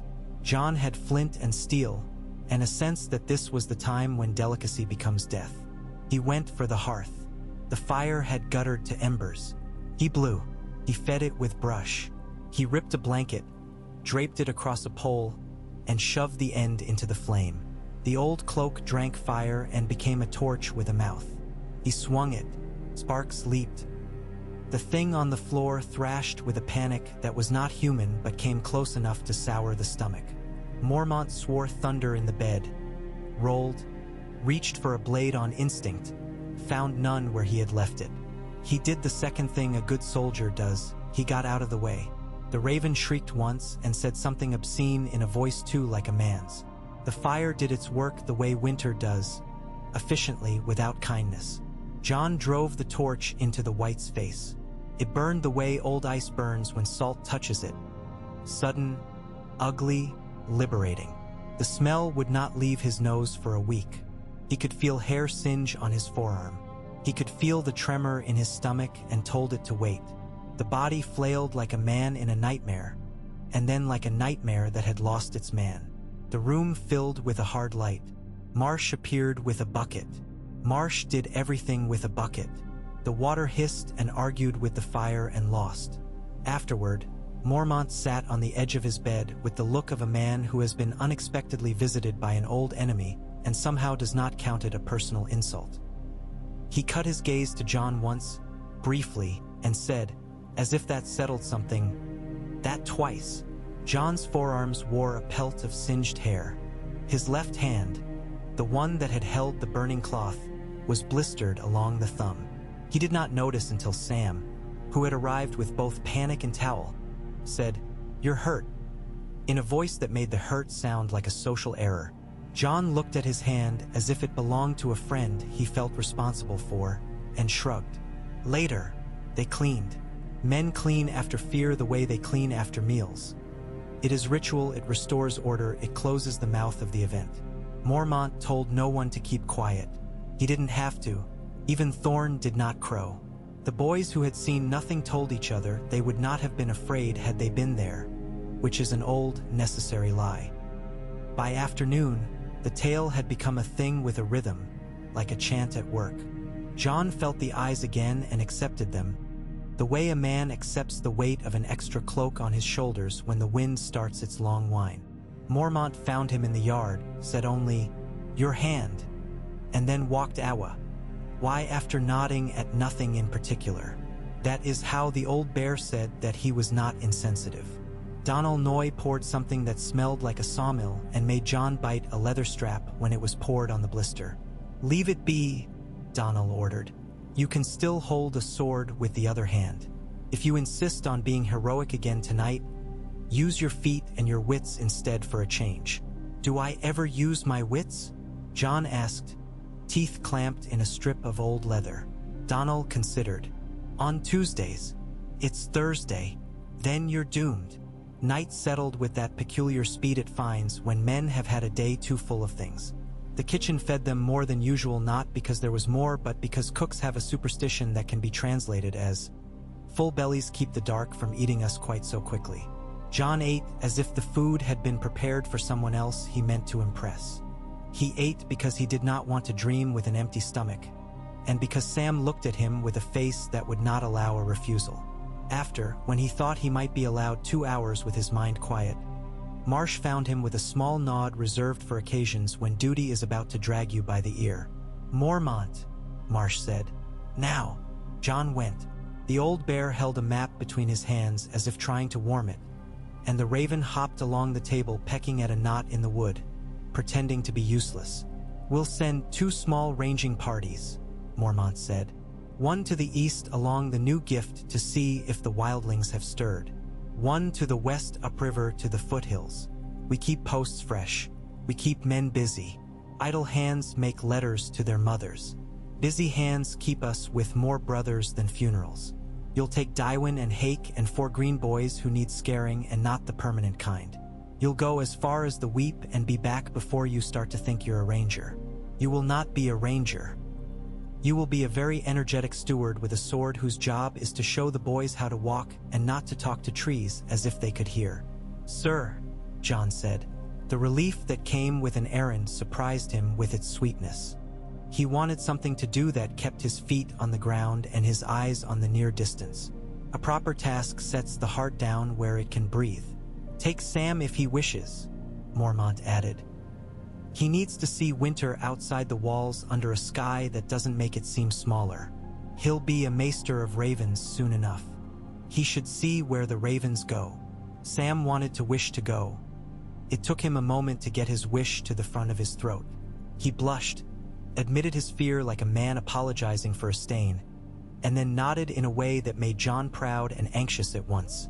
"I'll keep my feet where you put them," Sam said. "I'll keep my breath quiet. I'll hold the birds like truths that cannot be told just yet." They left at dawn 2 days later because the day between had been filled with too much. Bodies needing taking to the pyre, a messenger from the Shadow Tower wanting more pitch than Castle Black had, a boy slipping on the inner stair and bruising his pride, which then needed soothing like a small, loud pet. The morning they finally chose was as mean as any. Wind that pressed its thumb on the crown of your head and tried to make you bow. Sky the color of old pewter. Tywin, who had lost half his ear to frost and the other half to impatience, led with the relaxed wariness of a man who knew every tree well enough to greet it and not well enough to trust it. Hake walked as if the ground might pull his boots back and keep them. The boys, one from Last Hearth who had never seen so much flat land, one from White Harbor who hated the way the forest closed in, two plucked from somewhere in the middle and still too new to have histories, moved the way young dogs move on their first leash, offended and delighted in equal parts. Ghost ranged ahead but never out of sight unless he meant to be. Jon kept his pace steady and his eyes a little too busy. Sam breathed and breathed and breathed. He was not as clumsy as he feared. He watched with a curiosity that made him less afraid than he had been. He asked questions when the wind allowed voices to stay near. Tywin answered more than he would have in the yard because the forest makes men generous with knowledge that keeps them alive. They crossed the weep at a place where the ice knew how to hold men's weight and where the shadow under the water did not make tricks of the depth. They saw a fox. It looked at them and decided they were not interesting.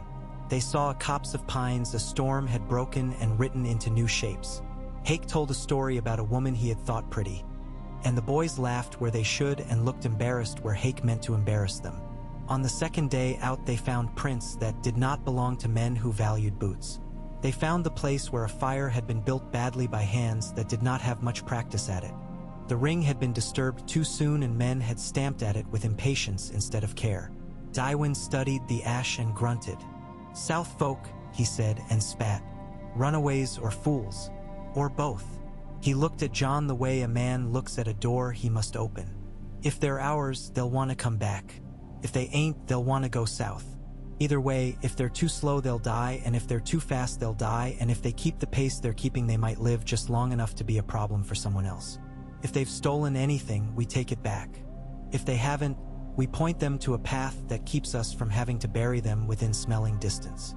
They found them by following the stupidity any frightened man leaves behind. A strip of cloth snagged on a branch, a heel mark on a rock like a brand. A twig snapped when a body that should have learned grace had not. 3 men and a boy hunched around a fire that had turned to smoke and then complaint. Their cloaks were not black. They wore no colors any lord would be glad to claim. One had a knife that would cut butter in midsummer if the butter had been left near the hearth first. They flinched when the black cloaks emerged from the trees as if expecting ghosts and were almost relieved to find men. "We're free men," the oldest said at once, as if that might protect him from anything a law could be weaponized to do. "No one's free in the snow," Tywin said. "Stand. Hands out. If you lie, you'll lose a finger because only men who lie miss their fingers. The honest ones keep theirs by telling the truth." He had a way of saying things that made nonsense sound like a rule of nature. They had taken small things, 2 coils of twine, a wedge of cheese that had frozen and been gnawed anyway, a half-used roll of linen, and they had left a pile of footprints large enough to serve as a signpost for a blind man. Jon's anger came easily and went away with almost the same speed. He could see that fear had guided them here, and fear makes thieves of men who would prefer to be honest if honesty were easier. They took the stolen goods back because to do otherwise would have written carelessness into the day. They did not beat the men. They did not kill them. Sam gave the boy a bit of dried apple he had not realized he had saved, and then tried to look as if he had not done anything at all. Jon pointed them south and said, "Keep to the river until you see the hills and then turn east.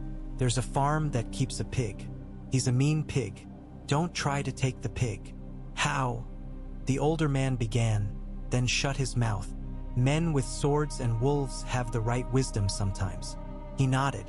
The boy looked at Ghost with the kind of reverence boys usually reserve for the idea of swords. Ghost flicked an ear and turned away as if he had engaged with more important business. A sound in the trees, a secret movement in snow. By the time they made it back to Castle Black, the sky had put on the blue that almost convinced your eye it was warm and then bit the noses of men who fell for that old trick. The yard met them with all its usual blessings. Noise, warmth, the smell of men, the pan of fat seasoned with onions. Bowen Marsh studied them with a look that gave them no credit for returning and no blame for not returning with the moon as a trophy. Mormont heard their report with satisfaction that made no sound. Aemon said, "Good. In the way a man says, 'You have taught me nothing I did not already know, but I am glad to have confirmation from someone with two good eyes.'" They did not sleep well that night because sleep cakes often fail to rise after a day spent learning the same fears you already had. Jon lay awake and counted breaths and listened to the soft chorus of other men's sleep. He was almost returning to the slow, flat place where rest begins when someone bumped his palate with a knee and whispered, "You're to come, now." He grunted and rolled and found PYP's face a pale slice in the dark. "If this is about a girl," Jon muttered, "I will push you off the wall." "Nothing so kind," PYP whispered. "Raven, from the south. The Maester asked for you and for the old bear and for, well, for a pot of good strong tea and perhaps a miracle." Jon did not ask what it said. He did not need to. There are tones men use when death has attached itself to a story that tell you even before the words arrive. He pulled on his boots without lacing them properly and went. Ghost followed, silent as light. In the rookery, the lamps burned high enough to make the air waver. The raven that had come wore exhaustion as a badge. It sat hunched and offended and would not be coaxed into the usual gossipy muttering. Maester Aemon held a letter with both hands the way men hold infants when they fear to break them and fear even more that not holding will let them fall. Mormont entered from the other door and closed it behind him with a courtesy that made the action into a rite. "What is it?" Mormont asked. It was not the question of a man who fears. It was the question of a man who believes names should be said when they are due. Aemon did not play at being delicate. "King's Landing has done the thing we all thought it might not dare to do," he said, and his voice came cool and even. "There was a square full of men with nothing better to do. There was a boy king who laughed like a knife being drawn. There was a girl who screamed and had the scream taken from her. There was a man in black who shook his head because he remembers an older kind of crown. There was a septon praying too late. There was a sword. Lord Eddard Stark is dead." The rookery went very, very quiet. Even the birds seemed to hold their small breaths. Jon stood with his hand on the back of a chair and told his knees they were not allowed to pretend to be strangers. He imagined a square full of faces you never see again. He imagined a noise like a breath taken wrong by an entire city. He imagined a boy's mouth forming a bad word. He imagined that none of it would bring back a man who had once put his hand on Jon's shoulder and made the world's position feel less negotiable. He did not shout. He did not curse. He did not fall. He did not speak the old names that make grief into a show. He said, "All right."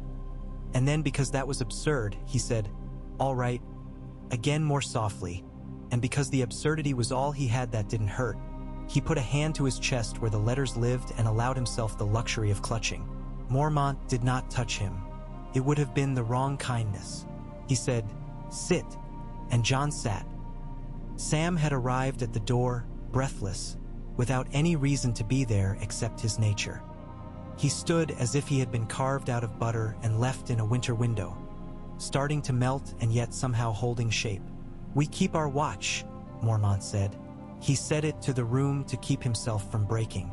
He said it to Jon because he knew Jon would want orders. "We send more birds. We offer nothing south but our silence and our reminders. If men come north with tails and long faces, we will hear them. We will not be their echo. Thorn is already on the road. He will arrive with his box and his smell and the court will laugh. Let them laugh. Laughter is another kind of fear. Aemon lifted his face toward the sound of Jon's breathing. "If you wish to break your vow, break it now," he said, not as a dare, not as a rebuke. "If you wish to ride south and carve anxiety into soap and call that courage, do so. I will not stop you with my old hands. But if you wish to honor the man who wrote to you with love and asked you to be more cautious than brave, then stay where you are and be brave enough to stay." Jon's body wanted to run. Men like to imagine they will go toward danger when it calls. The truth is that sometimes the most violent movement you can make is to close your hand around the rung of the ladder and not climb. He stared at the lantern flame until it blurred and burned 2 afterimages into his sight. He remembered the Marshman saying live. He remembered Robb saying keep your name where mouths can't reach. He remembered Mormont saying I'll break you back to kindling if you try to be more than you are here. He remembered Ghost pressing against his knee on a day when he had felt he might float away unmoored. He exhaled. He said, voice low and not entirely his own, "I'll stay." Sam made a sound that was both relief and sorrow. Mormont nodded once and let his chin drop toward his chest for 1 heartbeat longer than a nod requires. Aemon's blind face did not change. He had known this answer. He had hoped for it. He did not celebrate it. Old men learned to be careful with their celebrations. Jon did not sleep after that. He went to the yard and walked until his feet knew the cracks in the stone again. He ran the wall when his lungs could bear the cold's knife. He stopped once and put his forehead to the great ice, the way a man puts his head to a door he must walk through. The cold came through and met the heat in him and made a pain that felt like he had earned it. He let it be the pain he chose. At dawn he found PYP and Gren and told them in 3 sentences because secrecy at a certain point is vanity. They would hear it by nightfall anyway, in the hall with embellishments that would shame the truth. He said it flat. PYP put a hand behind his neck awkwardly and squeezed as if to cause a different pain to distract from the larger. Gren looked as if someone had told him to carry a barrel full of holes. Ed came to stand nearby and did not speak because sometimes he knew when to land the joke and when to lock the trunk. The day worked itself forward anyway. Men ate. Men cut wood. Men argued about whether the stew had more onions than the stew of yesterday. The wind did not read the letter from the south. It kept on doing what it had been doing since long before men figured out how to count. That evening, when the lamps hung like moons in the hall and every bowl had seen the bottom of it twice, Mormont stood. He looked at the faces of his brothers and saw what he had expected. Fear, hunger, humor, the private slow gears of men keeping their own counsel. "The South will not help us," he said, in a tone that made his voice a nail hammered into the wood of the table. "We have already known this. Tonight it has the good taste to prove us right. A king is dead. Another sits. A third is crowned in whispers. I don't care. The things that walk in the dark do not care. We will care for what we can hold. We will not help boys play at crowns. If they come, we will feed them and send them back with warmer cloaks and their names spelled correctly on the letters home. We will keep watch. That is all." It was not a speech I would carve in stone for later generations to misquote. It was enough for tonight. Men banged cups against wood. Men who were boys grew a little older without noticing. Jon sat among them and felt something like strength that stole through him on a quiet foot. The relief of having chosen and the fear that comes with every choice's shadow. He slept. He dreamed. Not of towers, not of roses, not of boys with golden hair. He dreamed of a river and of reeds that bent until you thought they would break and then refused. He dreamed of a winter rose pressed flat between pages that no one would ever read.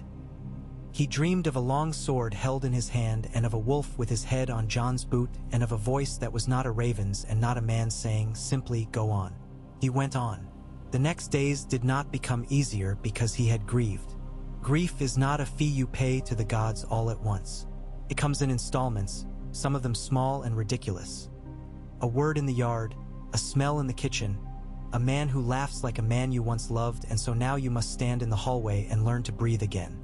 Jon learned to take these as they arrived and to say nothing except to Ghost, who took all confidences out of the air and made them safe. Mormont sent more ravens. A few came back with the south on their wings. the rivulins on fire, the twins counting their own fingers, the veil pretending to be a high table far from the dining hall. There was no message that said, "Do this." There was no order for the North. Men dislike being told what to do by those they cannot see. The South's weakness showed itself again here. On a morning when the frost had scrolled itself into intricate patterns on the windows as if mocking men with circles they could not draw so cleanly, a stranger arrived at the south gate with a white flag of truce that was nothing but a strip of old linen tied to a stick. He wore a cloak the color of earth and a beard that had learned to keep secrets. His horse was lame. He asked for the Lord Commander as if he were asking for bread. He did not say his name. He did not need to. He put out his hands the way Howland Reed's man had done. There was mud under his nails that had taken up residence rather than merely passing through. "I was told to carry a word with my mouth because paper can be burnt and men can claim they did not read it," he said. "A good practice," Mormont replied. "Speak." The man spoke. He spoke of movement and of men with limp banners and men with no banners and the way rivers go quiet when armies cross their bridges. How even the frogs have the sense to shut their throats. He spoke of the boy in the north who had become a man overnight because the way men looked at him had changed. He did not embellish. He did not hold anything soft to his face to warm it. He said, "Tell the one who writes letters as if they were blades that he has family in the neck and that family keeps what it keeps. Tell him the story he holds is not for the South's winter. Tell him he is not the only boy someone loved enough to make a promise around." He did not look at Jon when he said this. He looked at the old bear and at no one else. Jon stood very still and kept his face like ice that doesn't break when thrown. The man left with pockets no heavier than when he came and with the sense, perhaps, that he had moved one small stone into a better place. In the weeks that followed, the wall groaned as it always did when freezes and thaws argued inside it. Men fell ill and recovered. One did not and was buried with words that made him into something he would have liked to be more of while he lived. Alistair Thorne sent back a letter from far down the road written on the kind of paper you use when you hate paper and have been made to buy it anyway. It said only that the hand had misbehaved and that he had not been permitted to present it to anyone important yet. It said the court made jokes he was collecting and that he would give them back one day with interest. It smelled faintly of mold and defeated pride. Jon read and snorted. Men here laughed, but it was the kind of laugh people make over a coffin when someone tells a story about the dead that makes him human again for a second. It was not cruel laughter. It was weary. When the first true storm of winter came, sudden, explosive, a wolf's breath in the face, Jon took his turn on the winch and his turn at the bell and his turn at reminding boys that frostbite is what you get when you lie to yourself about how brave you are. He sat in the stoker's shack blowing on his hands and listened to Sam describe the way ravens find their way home and felt his mind rest in that story for a minute. He cleaned Longclaw and remembered the way the sword had felt in his hand when the room had been full of burning wool and the smell of scorched wrongness. He wrote another letter to Robb that said nothing a spy could sell and everything a brother might hear. He signed it with the name he always had and allowed himself, once at the end, to write a name he had never written except in his head. He stared at it until it blurred. He burned that copy and wrote another without it. He kept the name where no mouths could reach. One night, the wind paused long enough for you to imagine the world had decided to be kind. Jon went up to the top of the wall without a task to excuse him. He stood in that impossible air and looked both ways. South lay spread and small, full of men who were very busy breaking and fixing and breaking again. North lay too large to hold in his eye. There were lights down there too, pinpricks in the vastness. Fires not theirs, movement not theirs. Ghost pressed against his shin as if to remind him that he stood in both worlds and must learn to do so without lurching.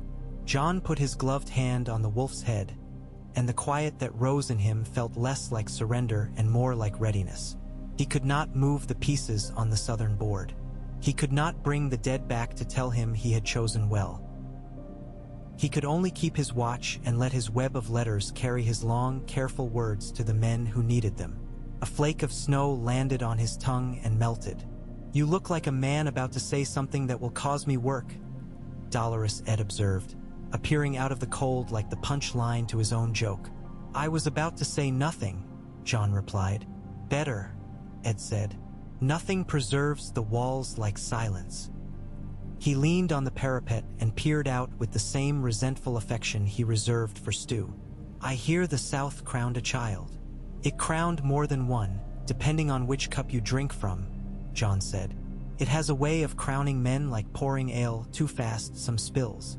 Ed grunted. If they ever run short of crowns, they can come up here. We've a few ice caps we'd be glad to let them wear. Jon laughed softly and kept his eyes on the dark. He felt time gather itself in the way it does when the season is about to take a turn. He could not name which way it would tilt. He did not need to. He adjusted his cloak, shifted his weight, and set himself to be a man who could stand in the wind without making a scene of it. The next hour stretched out, slow and exacting as a prayer you say because you must, not because you expect an answer. In the rookery, the new birds moved in their cages. In the kitchens, a pot refused to boil and then did. In the Lord Commander's room, a man who had been spared twice by a boy, he had not chosen, slept with one hand on the table and his mouth open just enough to show a broken tooth.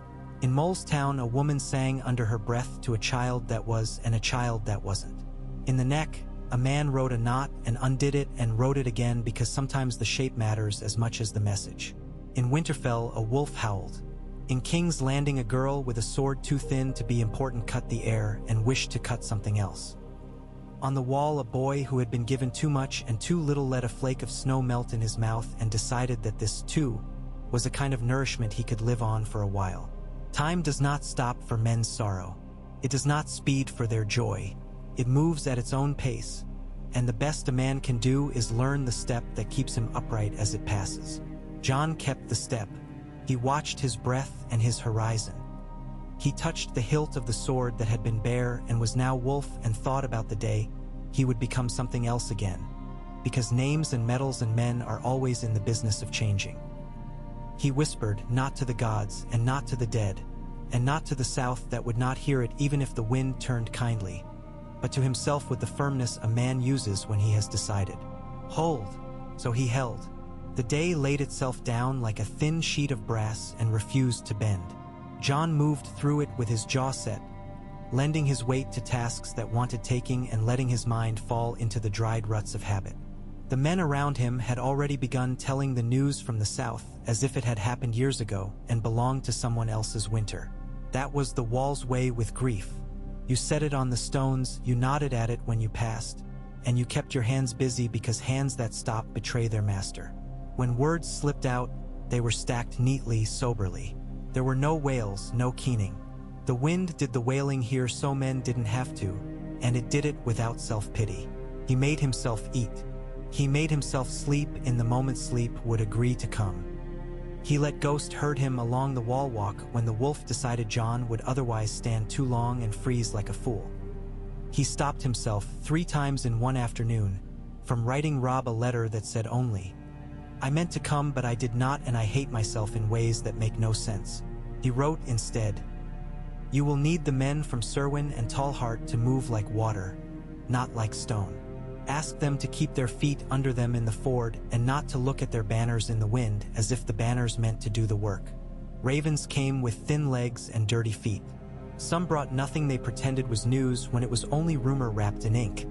Some brought news and called it rumor because calling it news would make men change their supper plans. 2 carried words from the east and the west that mattered. Cotter Pike at Eastwatch wrote his letters like he drank. Fast, straight, unadorned. His pen a knife that didn't bother to wipe itself between cuts. He said that dead things had washed up on the stony beach and hadn't had the kindness to stay dead once he poked at them with a spear. Pretty as a prince's court, Pike wrote, and as full of lies, burned slow, stank sweet. My men don't like sweet meat. Send me pitch, send me salt. Send me men who know how to close their mouths as a favor to me and to the gods. If the sea begins to throw its rot at us with both hands, we'll need barrels to burn and boys to roll them. Sir Dennis Mallister at the Shadow Tower wrote like a man laying out silver for a dinner he hoped would please cautious guests. Reports of movement in the hills, he said, and horns in the night that do not belong to my watchmen. The hill clans are wicked at hiding when they mean to be and showy when they hope to frighten. These horns are neither. I confess a lack of taste for their tone. It is crude to name monsters when prudent men can still invent bandits. Yet I will allow that something older than banditry is plying the high passes. We will hold. If we cannot hold here, we will hold nearer. If we cannot hold nearer, then the gods have made a jest of fortifications, and I will apply for a position chopping wood. Mormont gathered his officers in the common hall with the morning's oatmeal still steaming on the table like offerings to a god no one served.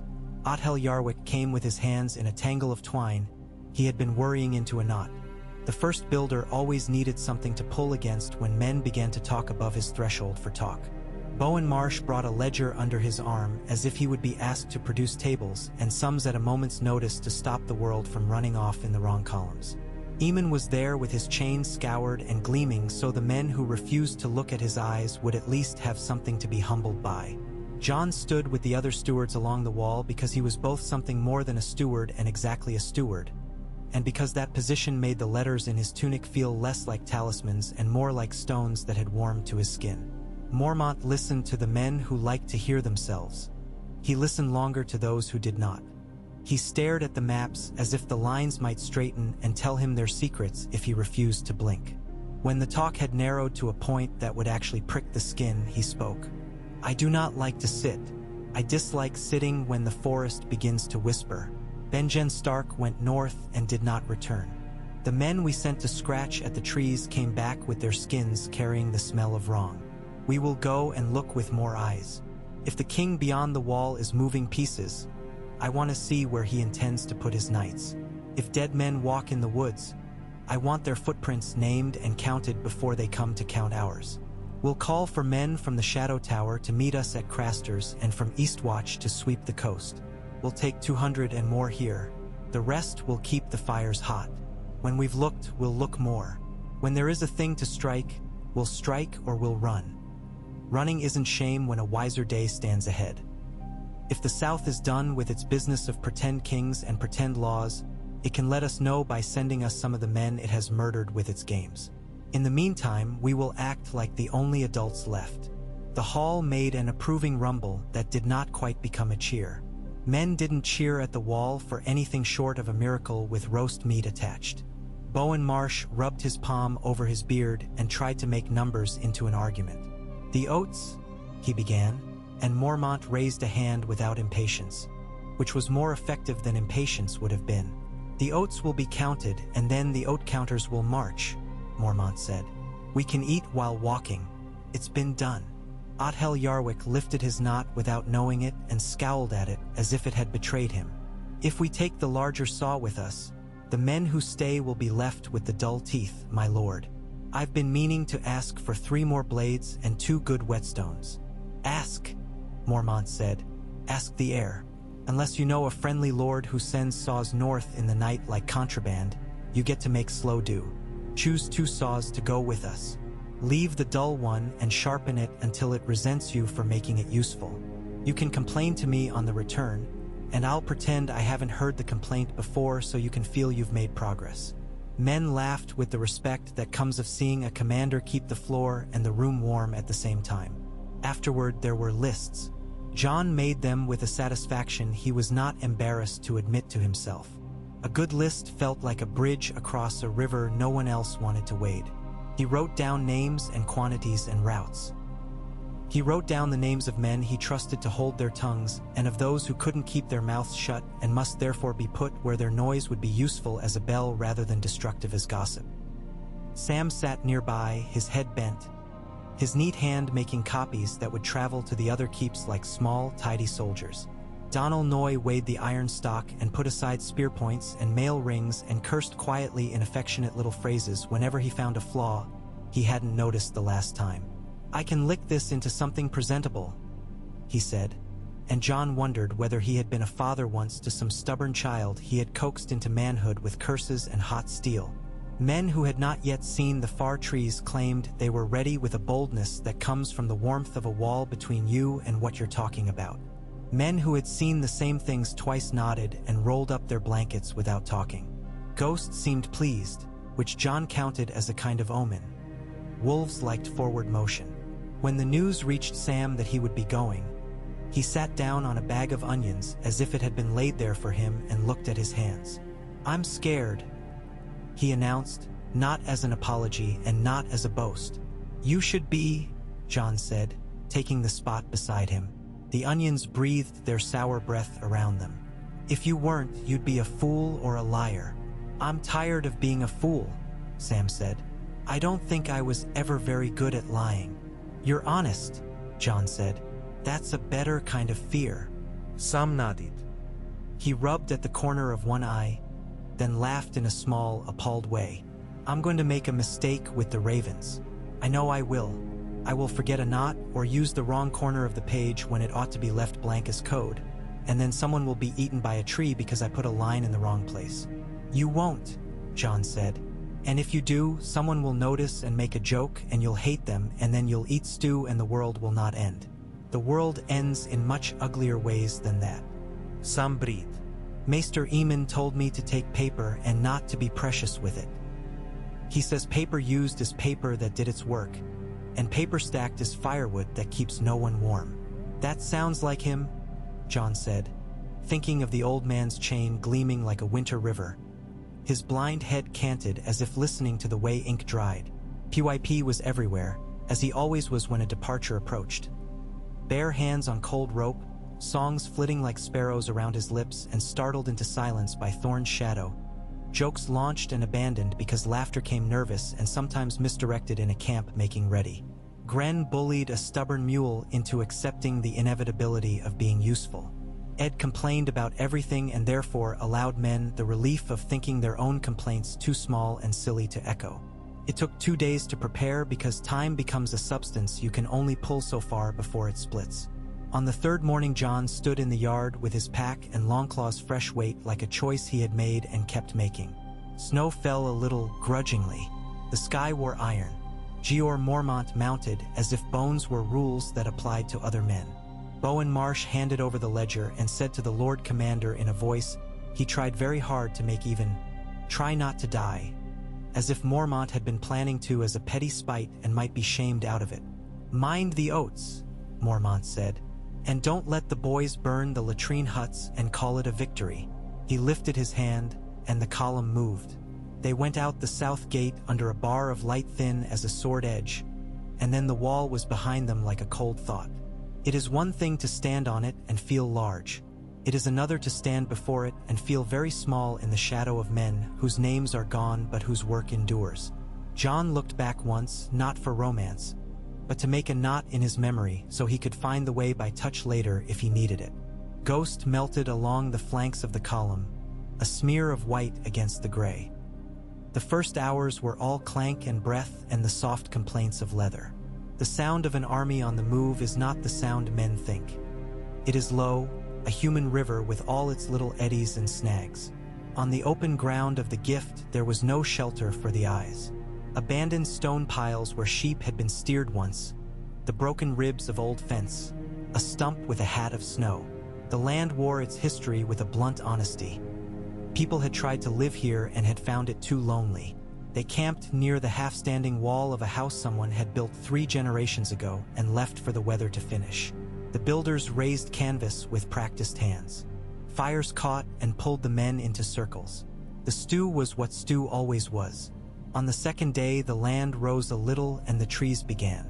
The first vertical line of Real forest after days of low scrub makes men straighten with a mixture of dread and relief. Dread because anything can be hidden there. Relief because you can finally be hidden too. The forest in winter has an etiquette. If you move with respect, it will not smack you in the face with its branches. If you do not smell of panic, the creatures inside it will let you pass without a meeting you do not want. The rangers, who trusted it better than the wall, softened their steps. Jon matched them as best he could and corrected the boys with a quiet pinch when they kicked at the roots like bored apprentices in a church. The first sign of Craster's keeping was not the smell. The world smelled of wood smoke and men at work long before you reached the place, but the sound. A discordant hammering, as if someone had been trying to nail a regret in place and had run out of nails. Dogs snarled and then made up their minds and decided not to. The ramshackle hall rose from the scrub like a fortified insult to good taste. A pile more than a keep, a stubborn man's idea of a castle when no one was around to argue. Craster himself came out with a grin that was all holes and a beard that moved like a creature on its own. He wore the fur of an animal that had once thought itself dangerous. He had the kind of confidence you find in men who have never been contradicted long enough to forget how to change their minds. His women, the proper word was wives, but it was not a decent word in this context, moved behind him with their eyes on the ground and their hands on their bellies as if that gesture had become their reflex before speech. "Kneelers," Craster said cheerfully, as if the insult were a greeting and the greeting a test. "Old Bear, come to borrow my roof again. Have you?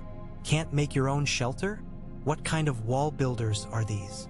"The sort that honors a guest friend's promise," Mormont returned without rancor, using the name as if it were a coin. "Will you have us in? Or will we stand here and look at each other until your pigs freeze?" "Pigs don't freeze," Craster said. "They're too wise. Come in then. Leave that pretty sword by the door. It isn't the kind of place you can keep anything pretty long." His eyes slid to Jon's side and then, behind Jon, to Ghost and then to Sam, lingering a heartbeat as if scenting weakness he might enjoy prodding. "And who's this fat bird? That one flies."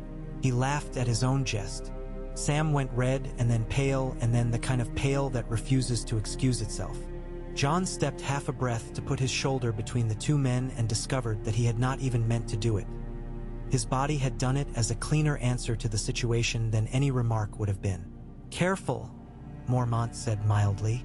"You've a lot of daughters and only one mouth. Spend the words where they will buy more than a bruise." Craster spat lazily. "I spend what I have and keep what I keep, and that's more than some can say. Get in then. Eat my food and keep your hands obvious." Inside, the hall was warmer than the world had any right to be. Heat clung to the roof and met the cold like two armies facing each other. Smoke went everywhere except where it was supposed to. A stew pot sang soft like a woman working. Men and girls and the thin-skinned young moved in a pattern born of long practice. Pity had no part in it, neither did kindness. There was work and there was compliance and there were fingers missing from one woman's hand that made. Jon grind his teeth without moving them. He recognized the kind of home where the only clean things were the floor's worn paths and the knife blades. Craster took Mormont aside and demanded gifts with the shameless sophistication of a man who knows exactly what he is worth in a winter this far gone. Axes with heads tighter on the hafts than his, hogsheads of ale thinner than his, blankets that did not stink of old fear, a measure of respect that cost nothing and therefore ought to be free. He gave information in pieces that didn't add up to a whole. Mance had moved and moved again. Different clans had joined the king beyond the wall and brought their horns and their old women who remembered men losing wars from long ago. Dead things stayed dead in this neighborhood because Craster burned what needed burning and did not invite his troubles into bed. He laughed at his own joke again, and only Mormont's face kept Jon from moving his. The girls moved among the watch mutely, pouring, carrying, never meeting the black-caped men with their eyes for more than a second. Gilly came and went, the face of her still unspoiled by hard laughter. She looked like a girl who had been asked to carry a stone heavier than herself and had tried to do it without complaining because complaining would have made the stone heavier. She wore her fear like a thing she had been told was a necklace. Sam watched her with a care he tried to hide, and could not. Jon watched Sam watching her and felt something that was not pride and not pity and had some of both. That night they lay on the floor in the room Craster let them use and listened to the wind make free with the cracks and to men snore and cough as if reciting the hours. Jon lay awake longer than he needed to. He carried Mormont's order, "Do not interfere," in his head like a live coal. He did not intend to disobey it. Disobedience would be easy. Righteousness would be easy. Neither felt like use. He could feel wrongness in this place the way he had felt it when the white reached for his throat. Not visible, not measurable, but real. He pressed a hand against Longclaw's hilt and let the small hard comfort of the wolf's shape move into him. Sometime near moonset, a woman screamed. It was a sound the walls of that hall knew well. They did not rise to meet it. Jon sat up. Ghost's head came up with him, the pale ears sharp. The scream sharpened and went thin and then became something else. Craster's voice came in answer, full of contempt and the profound boredom of men who consider other people's pain a familiar weather. Sam's hand found Jon's sleeve in the dark. It was not a plea. It was the seeking of a handhold. Jon put his other hand over it and held on. He could feel Sam's tremor. He could feel his own heart turning over carefully, like a smith thinking about a complicated weld. Dawn arrived slow and unhelpful. The house moved through its work, its heat, its human shape. Gilly came with a bucket and a bruise, both newly acquired. Sam's eyes tracked her like a boy's eyes track a flight of birds and then scolded themselves for noticing. He tried to speak to her. He did not quite manage speech. After a day of counting what Craster did not say, Mormont called his officers to the cold outside, where breath made foolish ghosts. "We learn, then we go higher," he said. "If the wildlings are where Craster says they are, they'll leave prints broad enough even the builders can name them.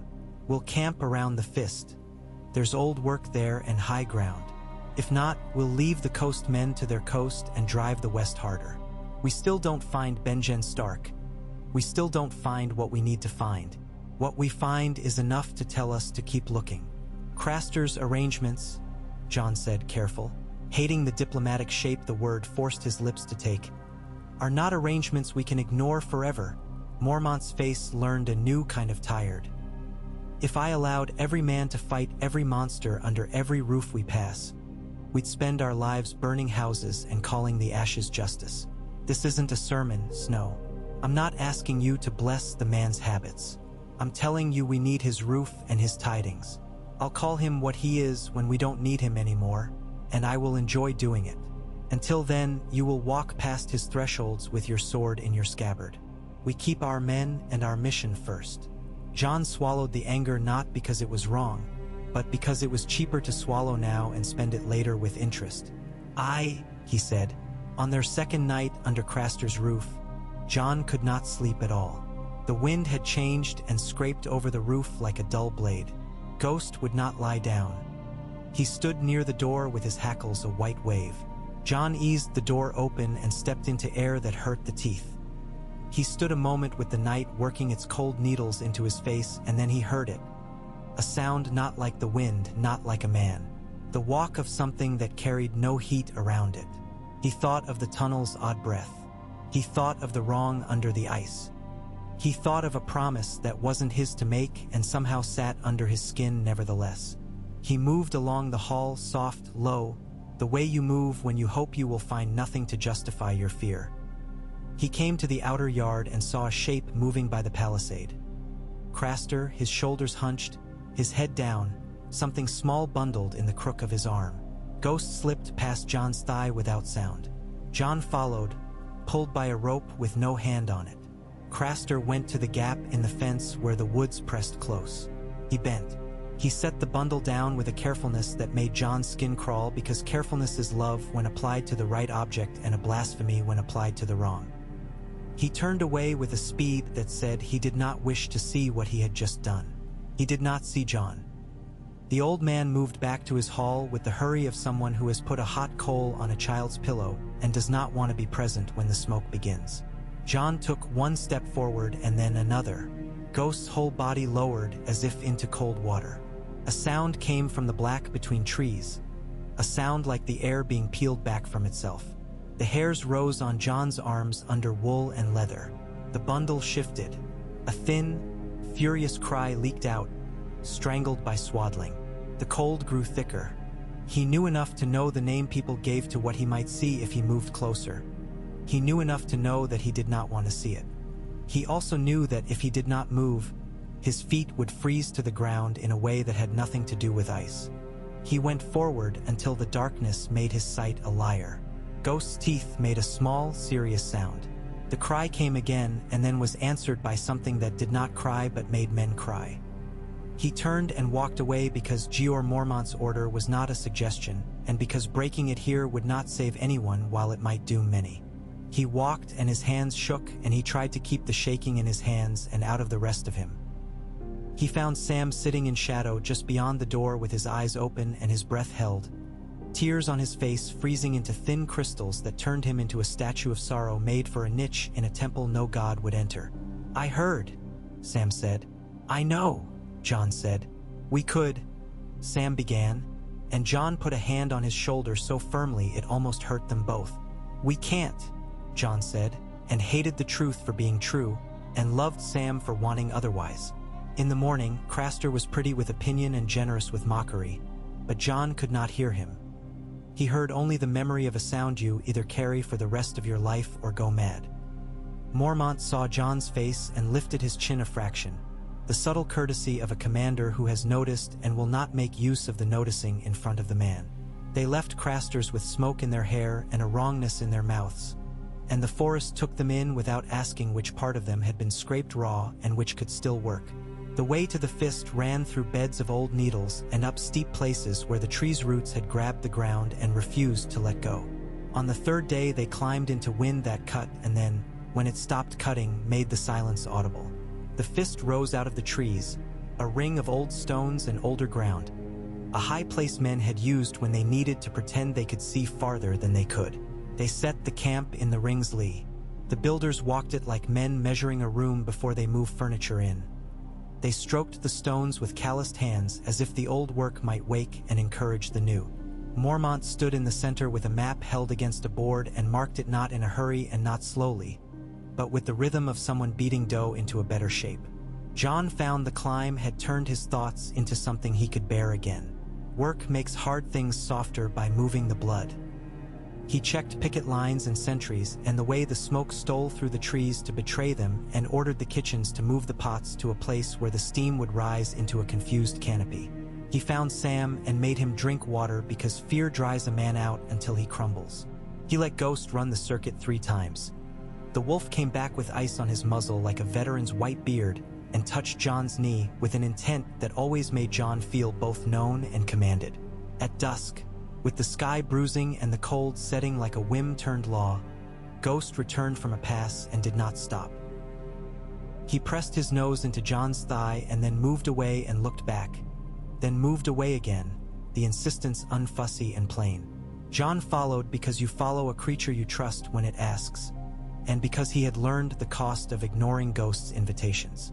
The wolf took him along the ring's outer edge and down into the scrim of trees where the ground made a shallow dip.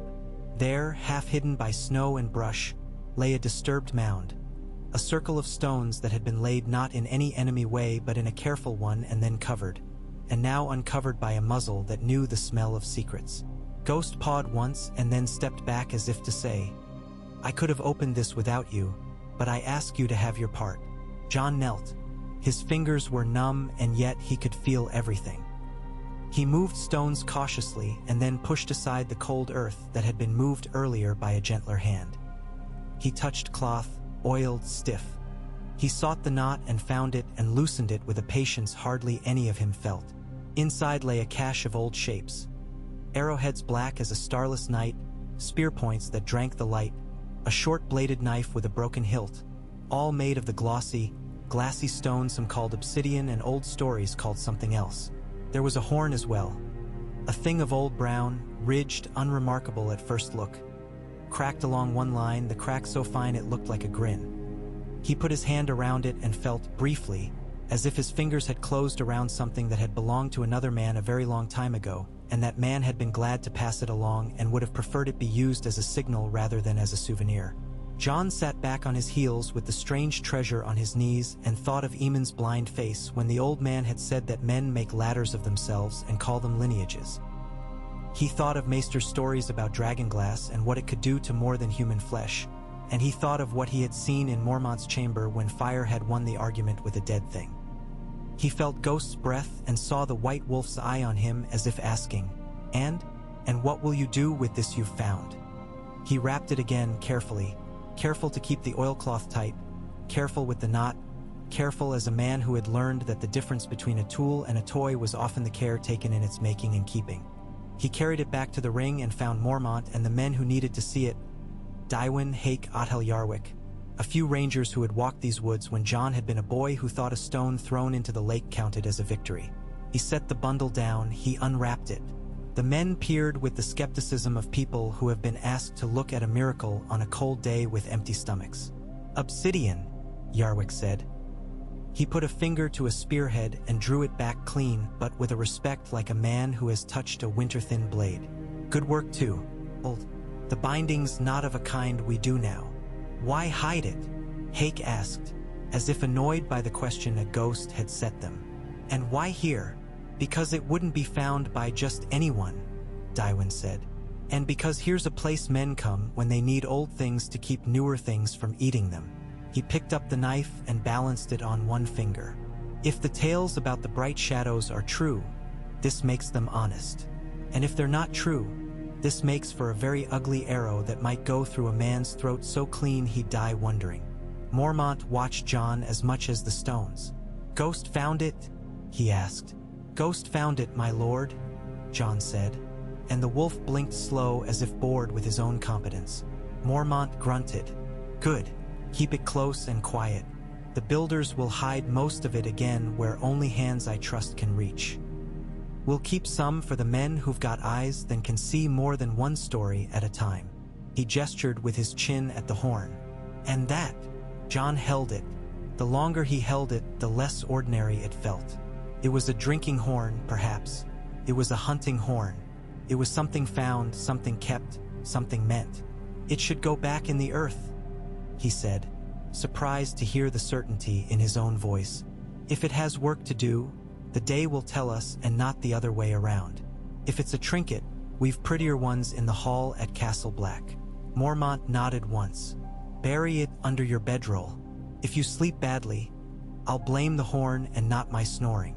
They wrapped the stones again, and Jon felt the slight change in the air one feels when a secret has been taken up by a group and accepted as a burden rather than as a superstition. He assigned the obsidian out as if he were doling bread to men he liked who pretended not to be hungry. Some smiled that tight smile soldiers use when handed a thing they suspect will save their lives and don't wish to be observed being sentimental about it. Sam turned an arrowhead over in his fingers with the delight of a boy who has found an old coin under a floorboard. "It isn't dragon's glass," Sam said, almost to himself. "It's volcanic glass. But the old word has more sense in it.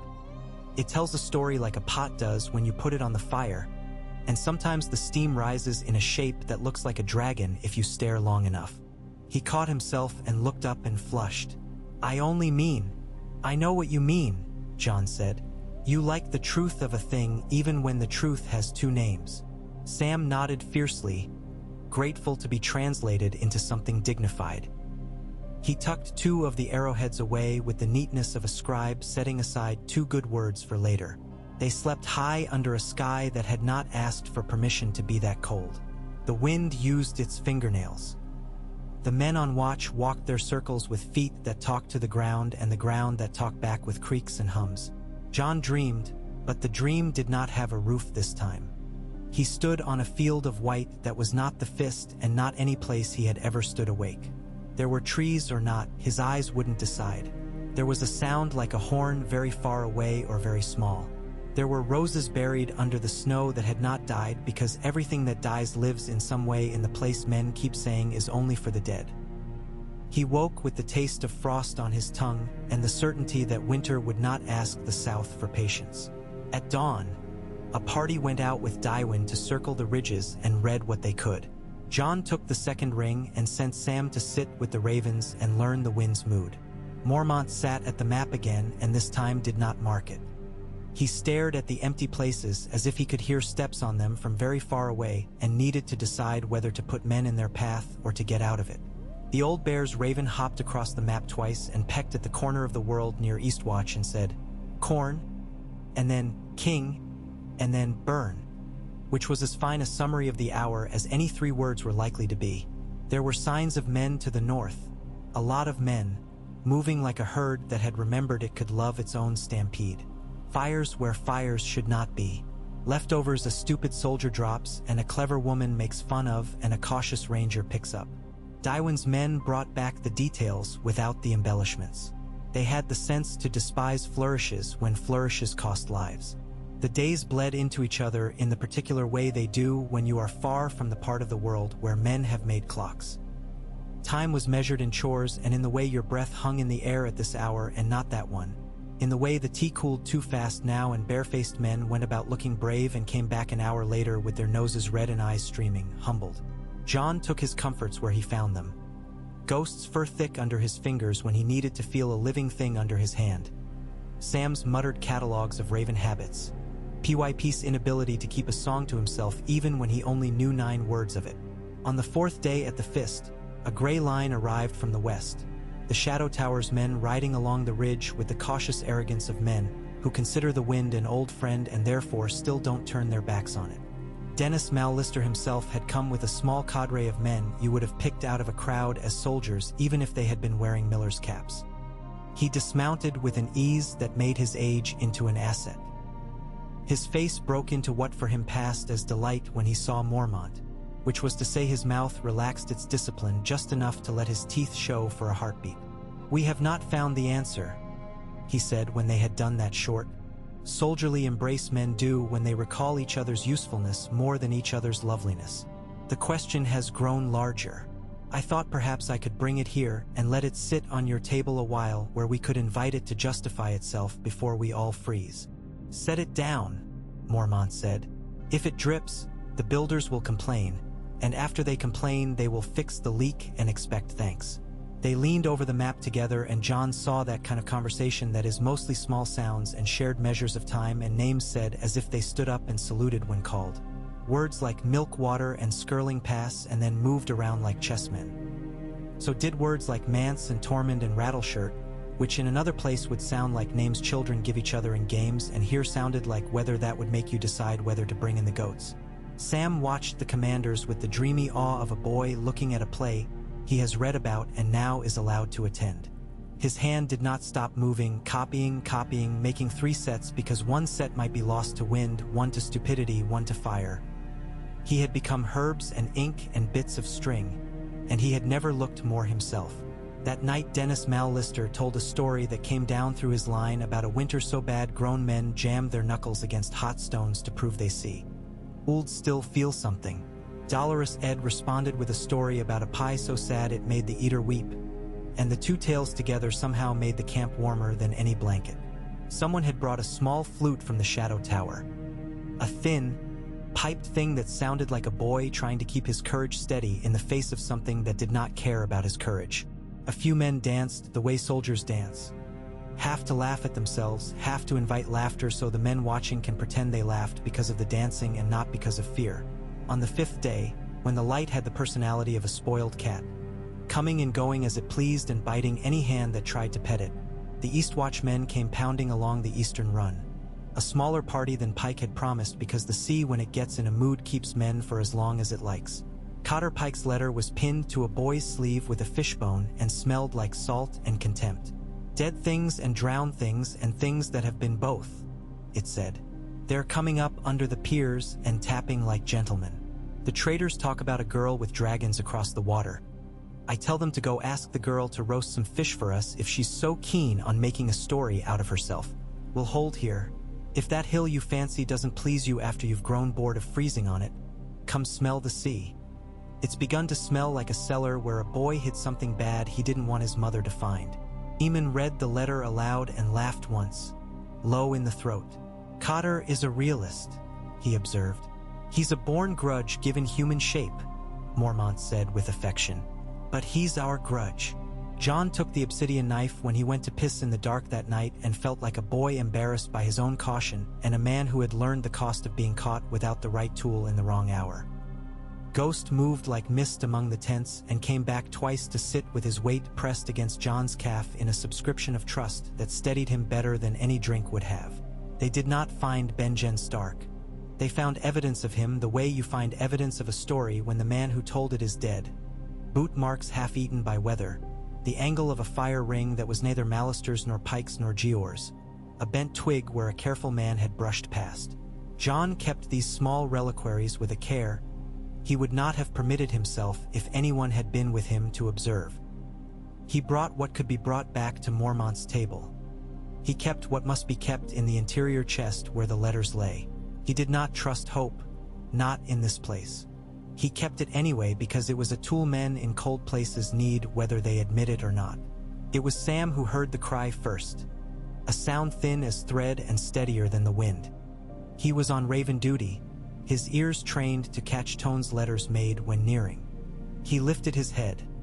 The birds lifted theirs with him and made small, civilized comments. He blinked, wiped his face with the back of his sleeve as if to clean the snow off the sound, and said to the nearest man in the tone of someone summoning a miracle, "There's a baby." Jon had already risen when Sam's mouth formed the second syllable. He moved with that mix of caution and speed men learn when they wish to be useful and not to make boasting out of their use. He found Gilly outside the ring, her hair stuck to her cheeks with sweat that had no business freezing and did anyway, her arms wrapped around something wailing with a ferocity that sounded like the only argument ever made against winter worth listening to. She looked at him with the familiarity of despair. "Help," she said. "He'll take him." Jon did not ask who. He did not ask when. He put off with effort the knowledge that wearing this plea like a cloak would get him killed if he put it on in front of the wrong eyes. He wrapped his scarf tighter around her shoulders and guided her toward one of the shelters as if he were guiding a ewe with a newborn away from the creek. "Sam," he called, and Sam was there, his hands already out, his mouth already saying things to the baby that babies like to hear. Mormont came when men shouted for him. He took in the scene with a soldier's quick count. A girl from a man whose cruelty he had decided for now to tolerate, a newborn, a steward with too much righteousness, a raven fluttering with the kind of excitement that usually meant fallen bread rather than fallen kingdoms.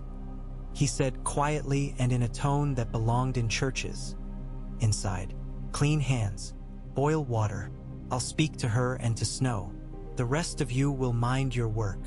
Gilly's story was the same as the one Jon had watched begin and Sam had guessed at and Craster had dared them to ignore. Boys were no more welcome in that hall than pity. Mormont listened, stony. He did not promise what softness might be promised in other places when men had the luxury of pretending they controlled their days. He said, "We leave tomorrow. You will travel with us until I say you will not. If I am asked, I will say I took a mouth from a man who had too many and consider it a tax. I will not debate a father about what men are owed by the gods. I will take what I think the watch is owed by a man living inside its shadow."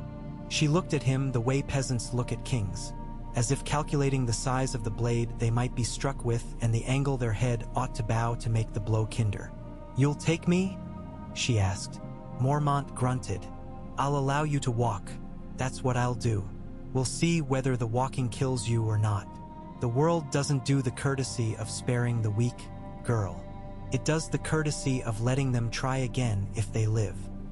Sam cried later, alone, in the lee of a tent, because men who don't cry on the march must cry somewhere if they wish to stay sane. Jon stood near with his face turned outward, keeping the watch while Sam did his work. When Craster learned his arithmetic had been changed without asking his consent, he came with his mouth full of an argument that would have started a brawl in any other man's house. Mormont met him head-on with a bear's stare. "We're leaving," he said. "You keep your pig and your fire and your tongue. I'll keep the girl and the boy a while.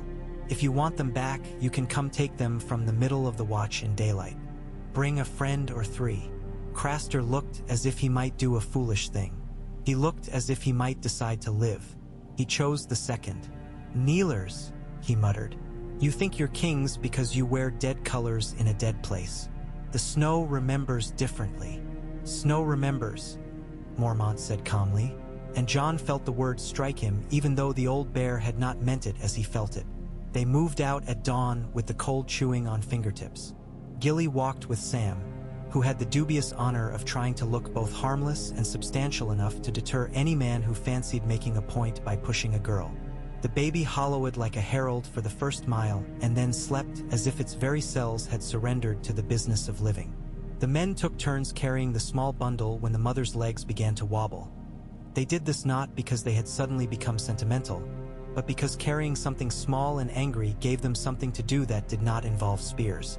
The wind came up out of the north that afternoon and opened its mouth and ate the space between trees. The forest began to look the same in every direction, which is the moment winter chooses to teach men humility. They moved in closer, the column tightening, the small noises they permitted themselves dropping away like old leaves. Ghosts seemed to grow larger in the snow, more the color of the world than anything else in it, and because of that the most visible thing there. The night that followed was a hard one. Tents popped, fires sulked. Men spoke little, and those who did were told with looks to save their breath for breathing. Jon slept in slices of time, his dreams a bad stew of sound and color. Once he woke in the dead middle of the night and held the horn under his hand inside his bedroll because he could not bear the thought of something he didn't understand lying in the cold alone. At dawn he learned he had not been the only one awake. Mormont had woken with ice on his eyebrows and had gone to stand at the edge of the ring, looking into the forest with a gaze that refused to blink. "We'll have our look," he said to the trees as if they were counsel. "And then we'll go home and turn this into an argument with better boots on it." The argument would have to wait. The forest had planned one of its own. They found prints. The prints were not the kind that make men ease. These belonged to an army moving with less than grace and more than stubbornness, and another set of prints that cut across them like a rumor. Light, deceptively small, patient. Tywin knelt and put his hand into one and hissed. "Too cold," he said. "Not much weight on the snow either. If I didn't know better, I'd say a clever boy with thin legs ran ahead and shouted at his friends to catch up. But I do know better." Jon felt the frost in his belly harden. He imagined another kind of army walking without breath. He imagined black eyes and blue eyes and what fire does when you ask too much of it. He thought of the obsidian wrapped like a secret near 10 men's skins. He thought of ghosts' deity as an opposite to his own fast mind.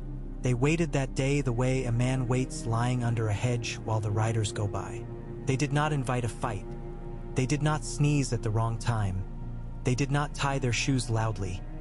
They did not light their pipes. The winter day crossed its arms and deliberated. At dusk, nothing had come down on them from the ridge. Jon felt the false relief that follows any crisis that chooses to be late.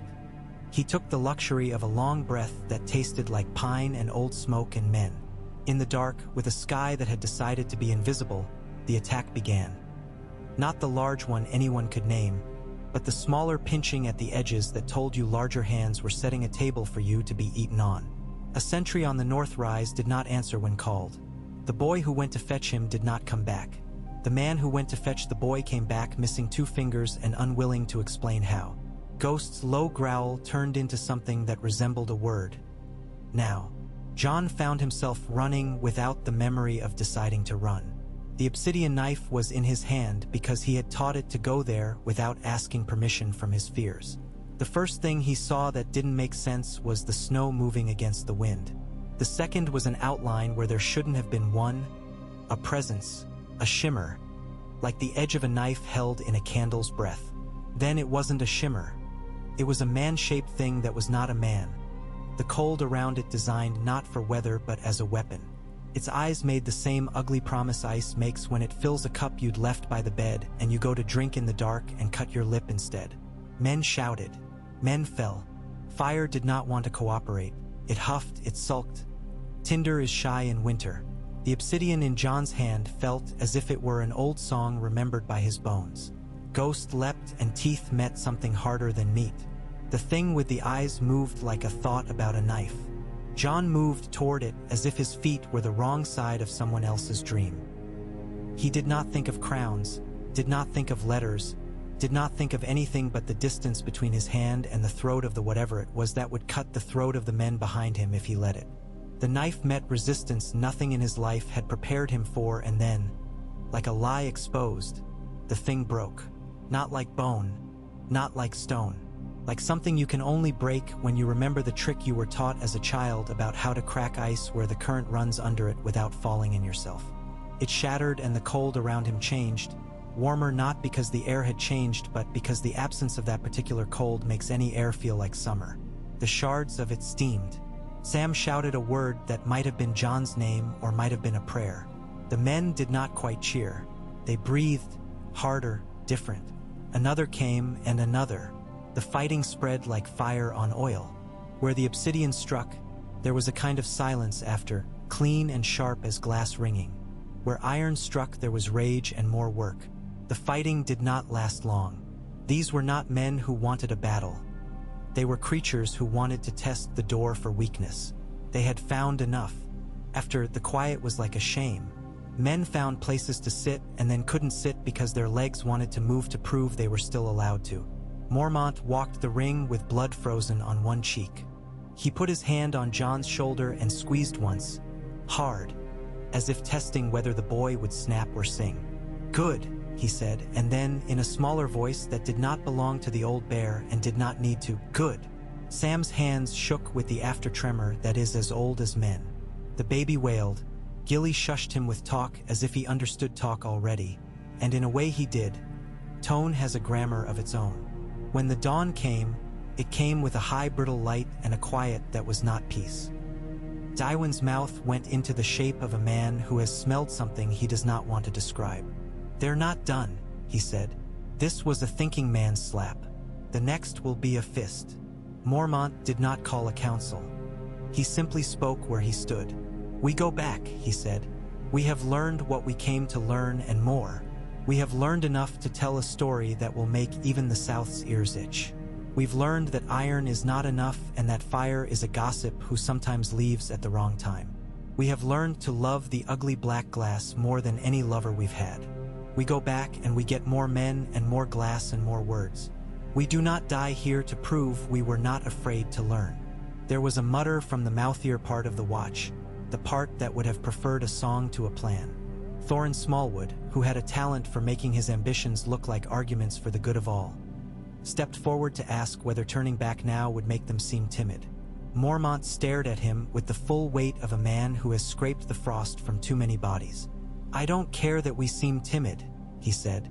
"I care that we can tell anyone anything at all about what we saw. If you want a death with applause, go to a tourney and take your helmet off in the lists." They went. The march back to the wall had the desperate economy of men who know they are being watched by something that does not blink. The column straightened, thinned, carried itself with its own vigilance. Men did not talk unless talk saved a life. Snow came down in sheets, then stopped, then began again as if practicing for a show. The wind made itself a second road and insisted they share it. Ghost loped, stopping often, tasting the air the way wine merchants taste for false notes. He kept the far left and right of the column in a constant gentle herd. At night, the fires burned as if punished for their earlier sulk. They went back past the place where the cache had been and Jon felt the horn under his coat heavy and unanswered. He did not know what it meant. He trusted that the day would say when it needed to be more than a burden. He remembered everything Aemon had said about the uses of patience and wished the old man were here to say it again so Jon could pretend he didn't understand and be told once more, in different words. Craster's appeared again like an argument you hoped you'd won and had not. Mormont walked in as if he had been invited and announced what he had learned, which was as much posture as report. Craster pretended to care less than he did. He sniffed at the baby as if considering whether it had grown a second head. He made a crude remark about the watch fattening itself with the same delicacy it had used to fatten its own enemies and laughed not because he thought he was funny but because he wanted the watch to admit it thought he was. Didn't. That night, Gilly spoke to Jon with a courage born of a day's safety. "If you take me south," she said. "Is it different there?" "It's different," Jon said carefully. "In ways that hurt and help. The snow lies differently. The men lie differently too. But the South burns its children in ways that don't always look like offerings. And the North keeps its knives clean. I don't know what to tell you that won't be unfair to one place or the other." She looked at him with that battery of reading girls learn quickly in bad houses, the kind that can detect a lie even if it is a lie told to be kind. "You're good," she said in a tone that sounded more like a diagnosis than praise. "You'll get to watch it. That's what good men get for being good. Watching. I'll do more than watch if the right chance comes," Jon said, surprising himself for saying it as boldly as he felt it. "I hope you do," she said. "I hope you're there when you are needed and not when it will get someone else hurt." She gave him a look with some of the old women's hard humor in it. "That's the trick, Kneeler. To be on time. They did not tarry. Mormont did not like the feel of the wind. He did not like the way the dogs slept. He did not like the way the men had begun to carry their packs. They moved out on a morning that had decided to be beautiful and bright in the way dangerous days sometimes are to insult you. Snow made clean curves where men had cut dirty paths through it for weeks. The sky made itself a deep blue dish.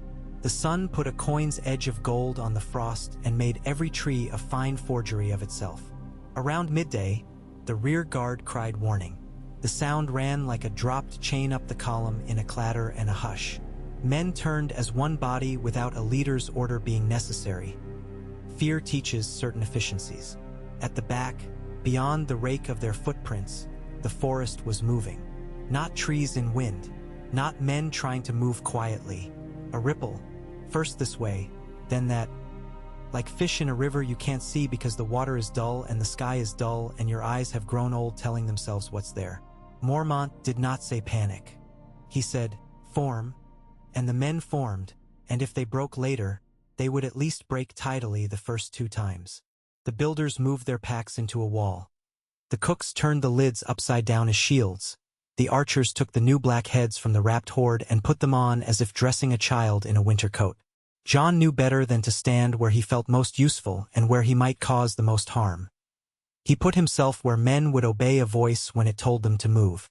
The first of the dead things to cross the open showed itself with all the arrogance of something that had ceased to care about consequences. It came at a tall, almost jaunty walk, arms lifted, mouth open. Jon heard a sound like a laugh, and then remembered that he took no aim. He put the obsidian where the tale said to put it. The tale proved right because some men in old days had left a cache for him to find. Came down like a man does, not like a story. It made a human sound that was doubly wrong for coming from a thing that should not have a human voice. Others followed. Not many at first. Some of the men cheered. Then more. Then enough. Then too many. The fight simmered, boiled, spilled. Ghost went where wolves go in such hours. Between line and rupture, a white line in chaos. Sam stood behind the line with his mouth open and his eyes full and his fists clenched around a sack of obsidian like a man maintaining a strange vow. I will not lose this bag because other men's hands will be empty if I do. He took, he found another knife at his feet when one fell, he put it in a hand, he stood where no one expects to stand and remained. By the time the sun had moved a width and changed the shadows by an inch, the dead had had their say. They left the way a storm leaves. Not because you beat it, but because it had decided it was finished for now. The men did not quite collapse. They sagged. They did the work that comes after any ugly hour. Counted heads and fingers, checked arrows, poured water into mouths and listened for the swallow. Mormont called for nothing. He didn't have to. The men began to move again because motion is the only respected god in certain kinds of retreat. Jon went to Sam and found him sitting on a log with the bag of stone in his lap, its mouth open and its contents shining dully in the half-light like domesticated night. Sam looked up. He looked like someone who had tried to lift something too heavy and learned that he could do it if only for a minute, and learned something about himself he had not wanted and now couldn't unknow. He smiled with his whole face, and then the smile broke and he cried as if someone had shaken him like a tree. Jon put a hand on his neck, and neither spoke for a time. They reached the wall in a weather that should have taken longer to find them. The white face rose, unmocked by the horror they had seen, unhelpful as ever, indifferent in the way a mountain is indifferent, which men often mistake for cruelty. Bowen Marsh looked like a man who had been told his larder had sprouted a hole with teeth in it. He counted them without looking as if he were counting them, and he did not start when Gilly and her child crossed the threshold of his tally. He had the good sense to leave his questions under his tongue. In the hall that night, the noise made up for the days of careful steps and rationed words. Men who had stood close to death tend to stand close to each other for a while like sinners in a bathhouse. They ate as if eating could keep what they had seen from going where food goes. They told their stories badly and then well and then the right length. They looked at Jon longer than they had before, not as if he had grown larger, but as if he had grown a kind of outline the eye recognizes in darkness and is grateful for. Maester Aemon took Jon's hand in both of his when Jon went to the rookery, and checked the knuckles and the nails and the palm without pretending that he could see them. "You have had your first proper winter argument," he said. "And you lived." "I did," Jon said. "And you killed?" Aemon said, not testing, merely tallying. "I did," Jon said, feeling the two words notch themselves against each other and make a third thing between them that was neither pride nor shame and contained both. "What did you carry that helped?" Aemon asked. "Obsidian," Jon said. "And men," Jon said. "And anger," Jon said. "Good," Aemon said. "We keep the first two. The last we ration. It burns too fast." Bowen Marsh, who would have preferred problems with numbers to problems with old tales, refused to give way to panic and so contented himself with a pilgrimage to Mormont's table where he could at least complain about oats. "We can't feed new mouths," he began, and Mormont stared at him until Bowen's mouth, which liked to keep going as a matter of principle, forgot how. "We'll feed them," Mormont said. "We'll feed them if I have to go south and cut the belt off a fat lord with my own hands and bring it back in strips to boil. What we won't do is pretend the world is what it was when we were children and our mothers shamed winter into leaving the door alone by shaking a broom at it. There were letters to write again. There were letters to burn. There was the horn to hide in a different ground. There was Donal to thank again in grunt language for the wolf head Jon's hand had found as if it had never held anything else. There was sleep to attempt and wake from and attempt again. There were boys in the yard who already wanted to play the fight they were not allowed to join. Jon took their wood swords away and gave them shovels and told them to make the path to the midden so clean you could eat off it. They complained and then did a better job than they would have with the swords. Gilly and the baby found a corner. Sam found a way to be near without being obvious. He learned the kind of shyness that is also bravery. He spoke to the child in a language reserved for nurses and old men and tired dogs and got answers in the one language babies speak. He stroked the boy's cheek with a finger and said nonsense and meant every word. Jon stood in the rookery one noon with the light hard and clear and the birds making half-promises and thought of the south without needing to think long. King's Landing was still a throat cleared of a name. The Riverlands were a song sung with blades and bread. Winterfell's walks would be colder now that the big presents that had kept the courtyard in a specific shape had been taken away. Robb would be doing a man's work without a man's sleep. Sansa would be learning the unteachable lesson about taste and money and how they do not deserve each other. Arya would have run the way girls' genius at running run, in the right direction at the wrong time and with a knife too small for the size of the trouble but just enough for the size of the day. Aemon stood behind him at an angle, his head cocked, his chain cold as water in winter. "Do you still carry both truths kindly?" he asked. Jon did not answer at once because he wanted to answer without lying. "Some days the one truth wants to strangle the other," he said. "Some days they share a cup and let the other drink first. Today they have agreed to behave because other matters have arrived that demand manners." "Good," Aemon said. "I worry when men feel certain. I am reassured when they feel crowded. Crowded minds make smaller mistakes." "Do you ever wish you had chosen differently?" Jon asked before he could decide not to. Chosen to be king when asked. Chosen to be the thing the world wanted you to be. "All the time," Aemon said instantly, and Jon laughed in surprise. "And in the next breath, never. If I had taken the crown, I would have been a worse man than I am now, and that man would have multiplied his flaws by the number of men he commanded. I chose a smaller sphere for my errors. I am fond of the men here and the birds. The birds do not flatter well." Jon thought of the raven saying "king" in its greasy voice and smiled despite himself. "Sometimes they flatter badly and it works," he said. "Then we must forgive them," Aemon said. "Even bad flatterers deserve warmth in winter." The days turned their corners and the story of the ranging became a shape men put on like a heavy coat when the cold demanded clothing. The South sent little. It sent a letter with a seal that had not been pressed hard enough to be proud. It said something to the effect that the king on the Iron Throne had no business with northern myths while summer was being declared in the capital's markets and apples were being transported in wagons rather than piled in graves. It advised patience. It extended nothing. Mormont read it aloud with a contempt that was disciplined into good sense and then used it to wedge a table that wobbled. Jon put his hand on the horn again before he slept that night and thought of all the small things that hold off collapse. A wedge under a table leg, a carved wolf on a sword hilt, a knot in a strip of tin, a dried rose between pieces of linen. He thought of running south to a place where his name would be burned out of him by men who loved burning names. He thought of staying, as he had chosen, and watching a winter the South would not believe until it put its hand on their throats. He thought of the boy in the hall and the woman who held him and the men who had made that necessary. He thought of Benjen Stark and whether the man had put his head against a tree once and wished for a night without noise. "Hold," he whispered again. The word a simple tool he had found he could carry without breaking it. Ghost sighed in his sleep and moved his paws. Snow fell. The wall stood. The wind tried to tell jokes. Men laughed when they could and cried when it would not offend anyone. The river ran under the ice with a noise no one heard and carried little truths along its bed for someone to find in a different season, when digging was easier. The story did not sharpen and break. Continued. It would ask for more of him. He would give what he could and then more, because that had become the whole shape of his name, whichever name he wore when he stepped outside into the cold.